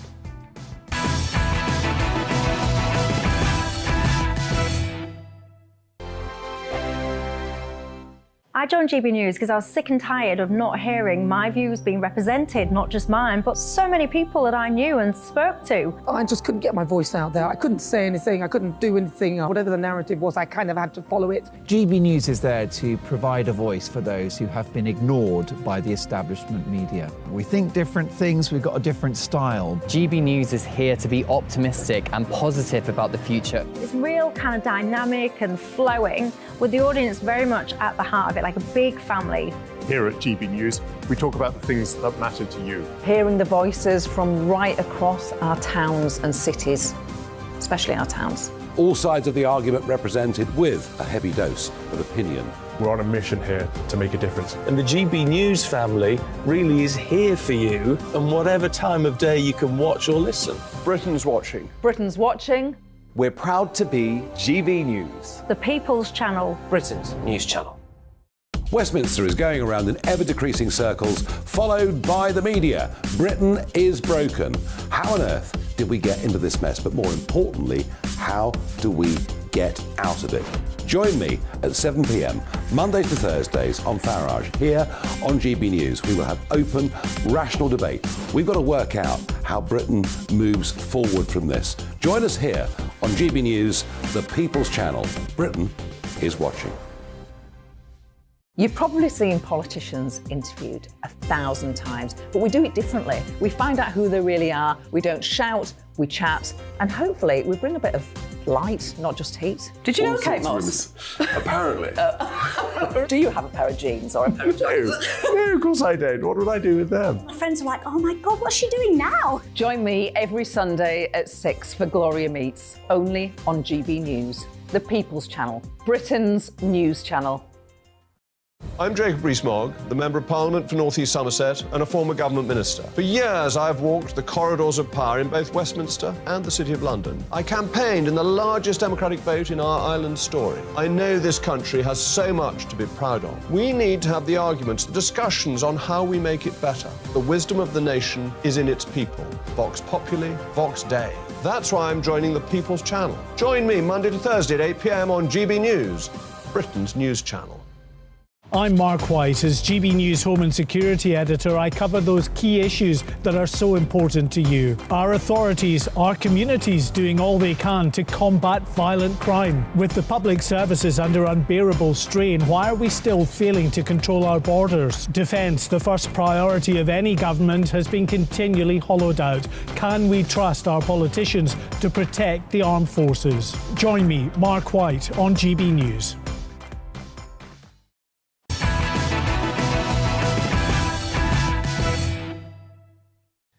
Let's return to tomorrow's news tonight now in our Media Buzz, and more front pages have just been delivered. The Daily Mail leads on its exclusive on the hard-left union leader behind junior doctors' strikes, who has gone on holiday just as his colleagues launched the most disruptive walkout in history. Dr. Robert Lawrenson wasn't present at the strikes, which began today because he'd gone to a mate's wedding for the week. The headline reads, "Enough to make you sick," and it certainly does. The Daily Telegraph also leads on the militant union leader Robert Lawrenson going on this jolly while ministers urgently try to bring striking medics to the negotiating table. You know exactly what I think about that mob. My superstar panel return now, though. They're not a mob. Columnist and media personality Carol McGiffin, the Conservative commentator, the Reverend Calvin Robinson, and the author and journalist Rebecca Reid. Now, the White Hart pub in Essex has been catapulted into the national spotlight this week after the popular community establishment was raided by police investigating a hate crime, namely the presence of their long-standing collection of 20 Gollywog dolls.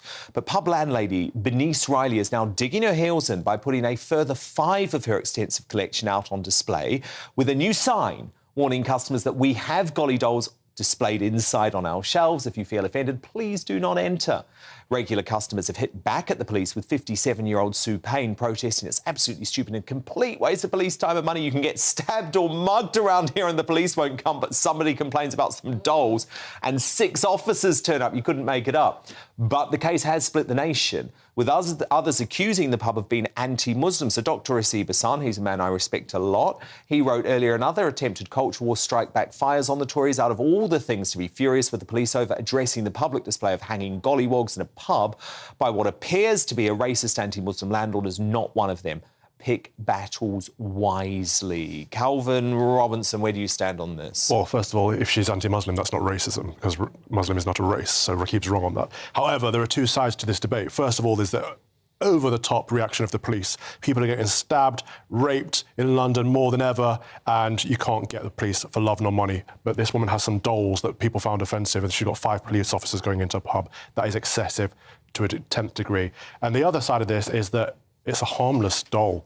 I remember seeing these dolls all around when I was younger. They were on jam jars, marmalade jars, Enid Blyton cartoons. When you were a child, they were still on jam jars. Like, There were toys, there were dolls. They were toys. They were certainly toys. And actually, it's quite inclusive. I do remember the jam dolls. And if anyone says they're racist, who banned the gollywogs? The Nazis banned them outright because they didn't want children playing with these dolls. Rebecca, you're very offended by gollywogs, so I'm trying to aren't put the you? timeline together of how old Calvin is, because He doesn't say. To the 1940s It's a state secret. But you're angry about these dolls. You're offended by them. I sense that I would not enjoy having a cup of coffee with that landlady. I don't think that she is somebody I would share views with.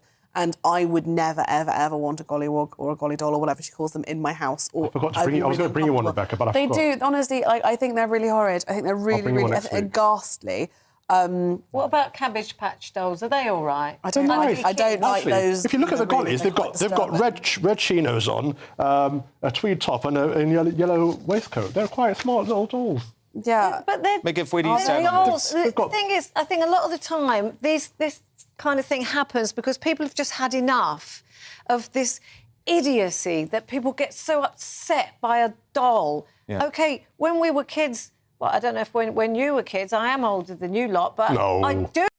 I just remember them being dolls. And kids didn't see what colour they were or... Loads of my friends had them. I played with them and I loved them. They were just dolls. And I think, people probably will start putting them out in their pubs now. And it's like a little challenge. It's almost like a protest against the woke. Exactly, yeah. Like, stop being idiots. It was used as a racist insult, right? Like, if somebody shouted gollywog at somebody in the street... Do you think it's worth 5 police's time? But just, would you think it was OK to call someone a gollywog?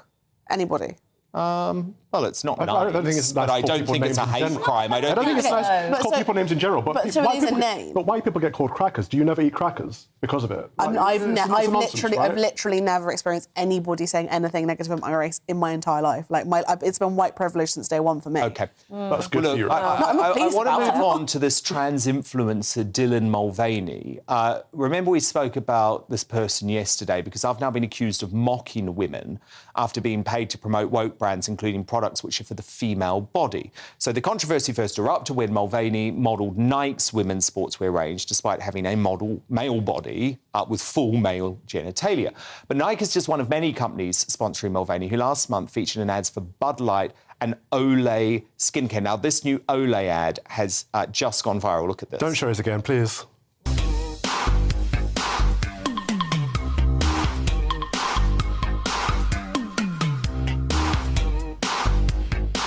Hi. Impressive carrying skills, right? I got some Bud Lights for us. Olay, every day. SPF, that's just my way. Getting sun, I'm going cray. Olay, Olay. Carol McGiffin, I'm actually genuinely offended by this now because I think these brands are actually laughing in the face of women now. Well, you said it last night. They're just taking the piss, actually. That's what they're doing.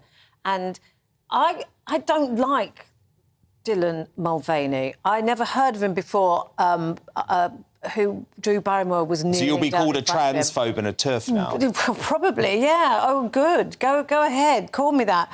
But the thing is, it's like, now all you see is his face. I know. That's all you see. You see all those companies that are advertising, using him for advertising. Rebecca's just about to lecture. Hang on, it's a bit of a... Do you know that Dylan goes by she? Like, you know that's... He can call himself whatever he likes. People do not get to prefer their own pronouns. Look. I'm talking about him as a man, which is what he is. I don't care what he identifies. I identify as a genius, but I'm clearly not one.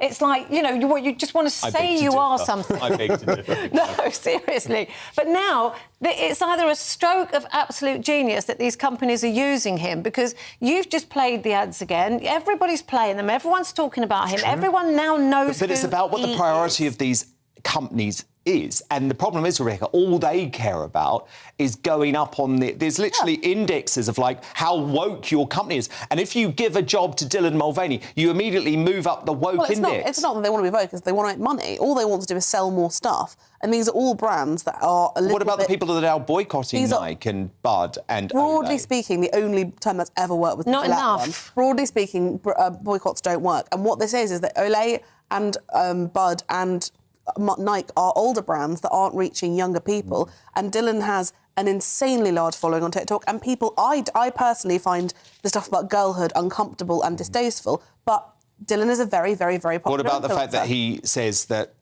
people can have periods and She's never said she has periods. All genders can use tampons and She was mad, she was isn't it? she partnered It's with offensive, isn't it, to women? Tampax did a campaign which encouraged people who don't have periods to carry tampons to give to people who do have periods. So And women can have big bulges.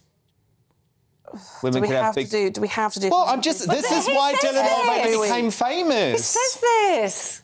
He's a drama queen who's always wanted attention. We've seen so much footage of him on like Ellen show and all these. Look, I'm going to be honest. now he's getting Rebecca, you're going to get getting angry at me, but I'm going to be very honest at this. This is just what Sam Smith did, right? It's no longer enough in Hollywood to be a camp gay man. Camp gay men are a dime a dozen. So what do? Commercially, they think, how can I get all of the deals? How can I become more famous? It totally revived Sam Smith's career, becoming the flag bearer for non-binary. And Dylan Mulvaney, by the way, who was a little desperate reality star on The Price of Right and in the ensemble of the Book of Mormon, all of a sudden, fake transitions. And you know what? It's also offensive to actual trans people who spend years battling through this, going through physical transformation, taking hormone treatment. That's a good question, because why has he still got a 5 o'clock shadow? Is he actually on the hormones? That's what I'd like to know. Claims that they've just started on the female hormones. She had facial feminization surgery. There is clearly but no other something surgery. happening. No other surgery. And who doesn't want to be pretty? Rebecca Reed, Calvin Robinson, Carol McGiffin, do stand by, because coming up, as the widower of the BBC presenter Lisa Shaw, who died from the COVID vaccine, launches legal action against AstraZeneca. Could he open up the floodgates for vaccine injury victims? Find out as I crown tonight's Greatest Britain in Union Jackass. But next in Uncancelled, will rumours that the late Queen saw the risk of Prince Harry serving in Afghanistan as acceptable but thought differently regarding his brother William simply served to feed Harry's victim complex? Well, Harry's biographer Angela Levin, she has a rather different tale to tell on this, and she's here live in just 2 minutes' time.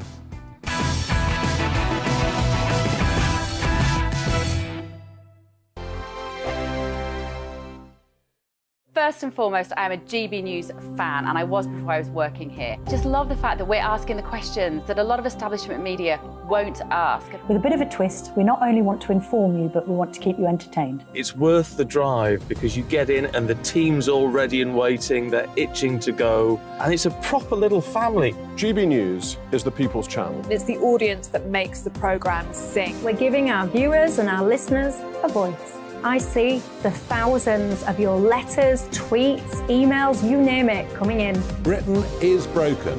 How on earth did we get into this mess? But more importantly, how do we get out of it? The establishment had their chance. Now we're here to represent you. It's time for something different. It's time for GB News. I'm very patriotic. I believe in Britain. Our best days lie ahead. Britain's watching. Britain's watching. Join us here on GB News. The People's Channel. Britain's news channel. Monday to Thursday, 9 p.m. till 11 p.m. Join me, Dan Wootton. I'll bring you the sharpest takes and hottest debates. Do you not believe in prison? I don't believe in prisons. I'm completely stunned. I guarantee you there'll be no spin, no bias, no censorship. I actually was personally quite offended by it. And no reason to go to bed. So I guess they've always been quite woke. That's Dan Wootton tonight on TV, radio and online. Monday to Thursday from 9 p.m. till 11 p.m. on GB News. The People's Channel, Britain's news channel. I'm Simon Evans. Join me on GB News for Headliners at 11 p.m. What's the scoop? I'll be joined by 2 of the country's top comedians. That's right. As we take a look at tomorrow's newspapers tonight. We're going to get into trouble. If it's a big story, we'll be covering it. Spill some tea on him. There we go. But we'll also have some fun. I wouldn't stick up a bank. My father didn't love me. So anyway, Headliners every night from 11 on GB News, the People's Channel, Britain's news channel. Time now for Uncancelled.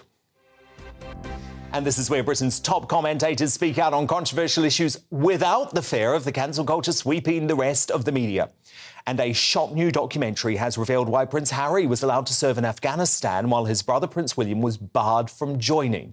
Speaking on The Real Crown, the then head of the British Army, General Sir Mike Jackson, explained how the late Queen had at one point expressed her wish for both her grandsons to join the war in the Middle East. He told the series, she was very clear. She said, my grandsons have taken my shilling, therefore they must do their duty. And that was that. However, the risk was eventually deemed too great by senior military officers who barred Prince William from joining his brother, who officials agreed was acceptable to face the risks.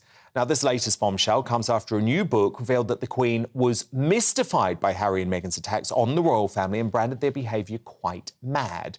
But will this latest revelation only fuel the Duke's victimhood narrative of being the so-called spare? Well, joining me now, a woman who knows Prince Harry better than anyone, his former biographer, Angela Levin. So, Angela, hello. Is Harry going to use this now to sort of say, oh, goodness, they treat me so terribly. The Queen allowed me to go to war and not my brother, and she thinks I'm mad? Yeah, that's really interesting because it will be a total somersault if he does that. I spoke to him a lot about his army, and he said to me, I have to say to this, after he'd finished at training, he said to me, there is no way I'm going to put myself through Sandhurst and then sit on my, I won't say the word, back home when my boys are out fighting the country, for the country. Now, he was desperate to go. There was a chance that both of them would go to Iraq, but they decided it was much too dangerous for Prince William, and it was actually too dangerous to Prince Harry. But he then started phoning the Ministry of Defence on and on and on and on, saying he had to go. So what happened was the Queen and General Dallett, who was a really senior man there, the Chief of General Staff, sat there together with another few people and discussed how they could get Harry there safely and look after him at the same time. It wasn't that it didn't matter if he was there. It didn't matter that he would supply a kidney or anything else that he's mentioned in his moaning. It's absolute nonsense. Anyway, they spent a long time with Harry trying to get something safe. And in the end, they sent him out because he was so determined with police protection officers so he and wanted SAS, this. if he was actually on duty. That's so really interesting, he was Angela. surrounded by people, really cushioned. Yeah, by no, people. totally. Angela, I just want to ask you as well about this other line that has emerged via Robert Jobson in the book Our King. Do you believe that the late Queen described Harry and Meghan as being, quote unquote, quite mad? I don't think she's that type of woman to say that, actually. No, I think she would have kept... Oh, no, we've just lost Angela. But look, we're going to have to move on anyway, so it's time now to reveal tonight's greatest Britain in Union Jackass. What a shame. I was desperate to find out what Angela had to say. But look, McGiff, I'm also desperate to know who your greatest Britain nominee is. So who are you going to go with, McGiff? Do you remember? Yeah, I do for once. Go on, go on. Suella Braverman is my greatest Britain for speaking out seriously, at last, on the grooming gangs and telling the truth about them and not so far kowtowing to the Muslim groups who are saying to her that she needs to apologise for divisive language when we all know that actually that's why they got away with it for so long in the first place. So Well it's said. Suella. Good on her. Good on her for that. Calvin Robinson, your greatest Britain nominee. Mine is Gareth Eve, the widower of BBC presenter Lisa Shaw, who died from COVID-19 vaccine-related injuries, and he's suing AstraZeneca. Yeah, and this is such an important story. It's a class action, about 70 victims, and we're actually looking into the story. There's much more to come on it, and it's very important, actually, for you to flag it, Calvin. Rebecca Reid, your greatest Britain nominee. My greatest Britain? Yes, is please. Charlotte. It's Princess Charlotte. Honestly, the most beautifully behaved child at every possible event, and apparently now is in line to be Duchess of Edinburgh when, I hope Prince Edward doesn't die for a long time, but when it happens, apparently she's going to be Duchess of Edinburgh. Well, look, I'm going to go, of course, for Gareth Eve, who is the widow of the BBC presenter Lisa Shaw, Calvin's nominee. This case against AstraZeneca is very, very important. UD and Jackass time now. Carol McGiffin, your nominee. It's Dylan Mulvaney, who I literally do never, ever want to see his face again. And that's it. I take my hat off to him for making so much money in the space of 5 minutes, but please don't talk about him anymore.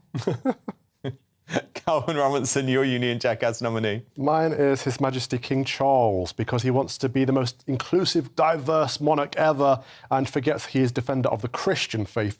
And there's talk of him having Islamic prayer at his Christian coronation ceremony. It's outrageous. It's a bit worried when you also add to this the idea of reparations because of the royal family's historic links to slavery. It's like, you know, you're not going to win by being the king of woke, Charles. Rebecca Reid, your nominee? Suella Braverman for her comments about wokery surrounding the Gollywog row. I just think wokery is a very internet slang word to use. I'm not sure it's a very professional way to talk about people's feelings or experiences. That's an example of wokery right there. Exactly. McGiff versus Rebecca Reid. Carol goes for Braverman as the greatest Briton. Rebecca Reid goes for as Union Jackass. But look, of course, it's Dylan Mulvaney, Carol's Union Jackass nominee. But I also actually blame the woke companies who are buying into this madness. It is clearly madness. They're doing it for the wrong reasons. And actually, they have been highly offensive to real women, to gay people, and also, by the way, to genuine trans folk who go through real struggles. But look, thank you so much to McGiff, Calvin Robinson and Rebecca Reid, my fabulous superstar panel. Thank you for your company tonight. I'm back again tomorrow from 9 p.m. here on GB News. Headliners is next, though. Good night.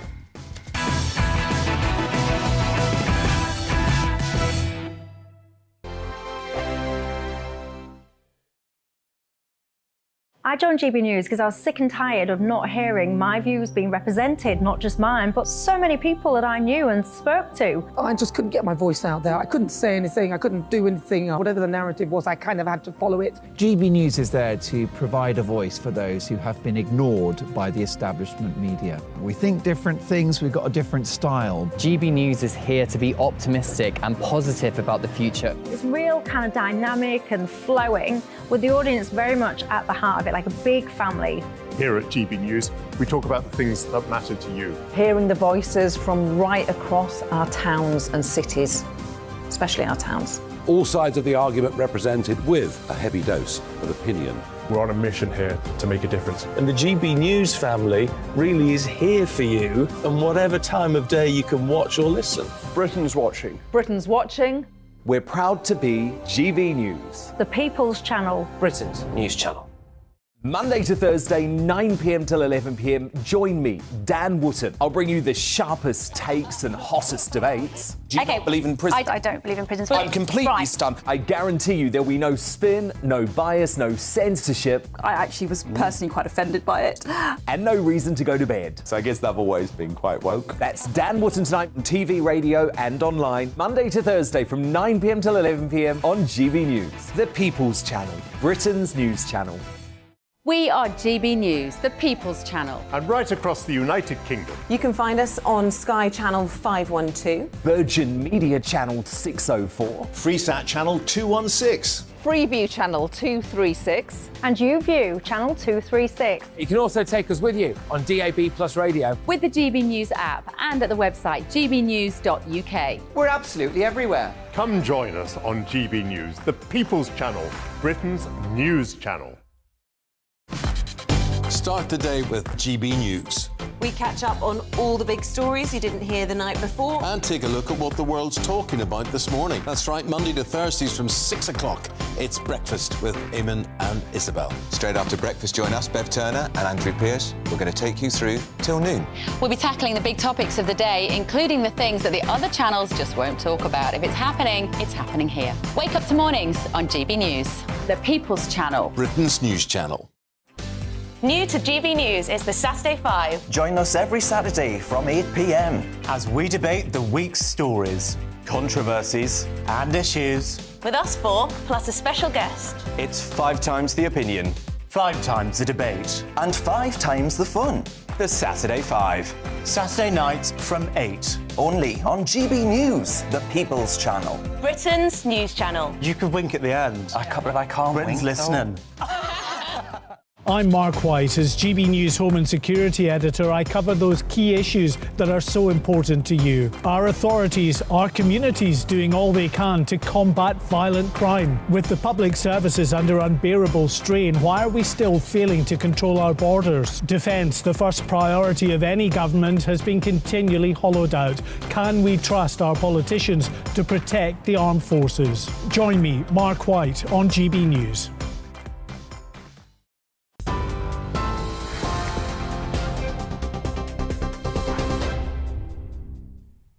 Good evening, you're with GB News. In a moment, headliners. But first, let's bring you the latest news headlines. And our top story tonight on GB News, the Prime Minister has welcomed the US President Joe Biden to Belfast. Rishi Sunak greeted Joe Biden at the military base in County Antrim in the last hour. Mr Biden is on a 4-day visit to Northern Ireland and the Republic of Ireland to mark 25 years since the Good Friday Agreement. The White House has said there won't be any formal group meeting between Mr Biden and Stormont's main political parties, but he will have a chance to talk with leaders ahead of a speech at Ulster University tomorrow. Meanwhile, police in Northern Ireland have found 4 suspected pipe bombs during a public safety operation hours before the arrival of the president. Officers had petrol bombs and stones and bottles thrown at their vehicles during the security check at a cemetery in Creggan. The Police Federation of Northern Ireland says the discovery is a clear statement of intent to harm police officers, while the PSNI has called it a further sinister and worrying development. And it follows violent scenes in Londonderry yesterday, where missiles were thrown at police cars during an anti-agreement Republican march. Hospital bosses say they're worried about overnight care tonight as they try to find cover during junior doctor strikes in England. Thousands of British Medical Association members began their 4 days of industrial action today. Downing Street is refusing to hold further talks with the union unless it abandons its 35% pay rise demands and calls off the strikes. Experts warn the walkout could be the most disruptive in NHS history, with up to 350,000 appointments and surgeries cancelled. Now, Labour has launched a new advertising campaign claiming the Prime Minister is personally responsible for the country's economic struggles.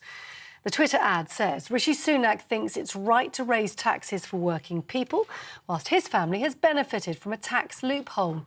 It's the second attack on the Prime Minister in as many days in the run-up to May's local elections, after Labour accused him of not sending child sex abusers to prison yesterday. Both ads have angered MPs, including those within the Labour Party. In Lancashire, specialist divers went back to the River Wyre today, where the body of Nicola Bulley was found. Lancashire police confirm they went back to where the mother of 2 was last seen as part of their coroner's investigation into her death. The 45-year-old was reported missing in January while she was out walking with her dog. And just lastly, winds of up to 60 miles an hour are expected overnight tonight as the UK is set to face unsettled weather over the coming days.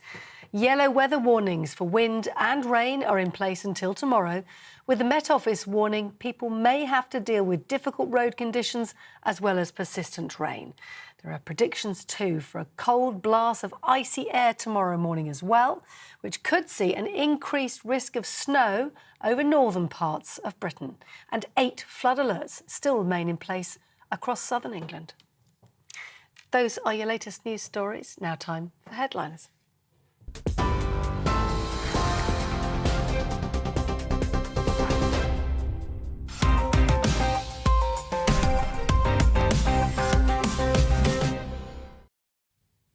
And good evening. It is time for Headliners with me, Simon Evans. I'm joined tonight by the wonderfully tall and talented Leo Curson, Scott Capurro, twin towers of journalistic integrity. I hope nobody flies a plane into us. Too soon, not too soon for you. Scott. Anyway, you're both well? Yeah, you know. You look good. Yeah, I'm feeling all right. You're having to support your weight. I'm trying to be as tall as he is. I'm trying to lift myself. He's so lifted. You're not sore or anything? No. Okay, that's Excuse fine. me? What? Right, so let's have a quick look at Wednesday's front pages. The Daily Mail lead with enough to make you sick. We will need to see a bit of context for that. I think it's the NHS strike.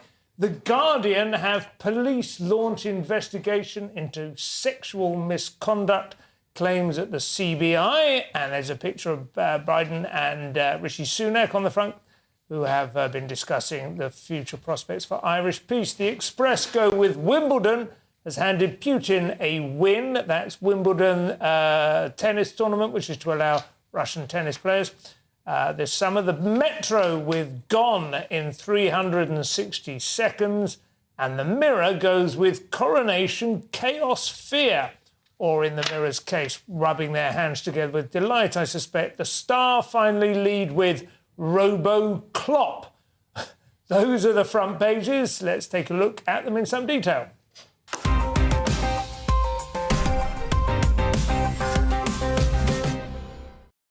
So we begin, Leo, with the Daily Mail. Yes, they've got that headline, enough to make you sick. It's about the NHS. So a militant leader, I don't know if he's actually armed with a Kalashnikov, of England's junior doctors has gone on holiday just as his colleagues have launched a 96-hour strike. So junior doctors are going on strike.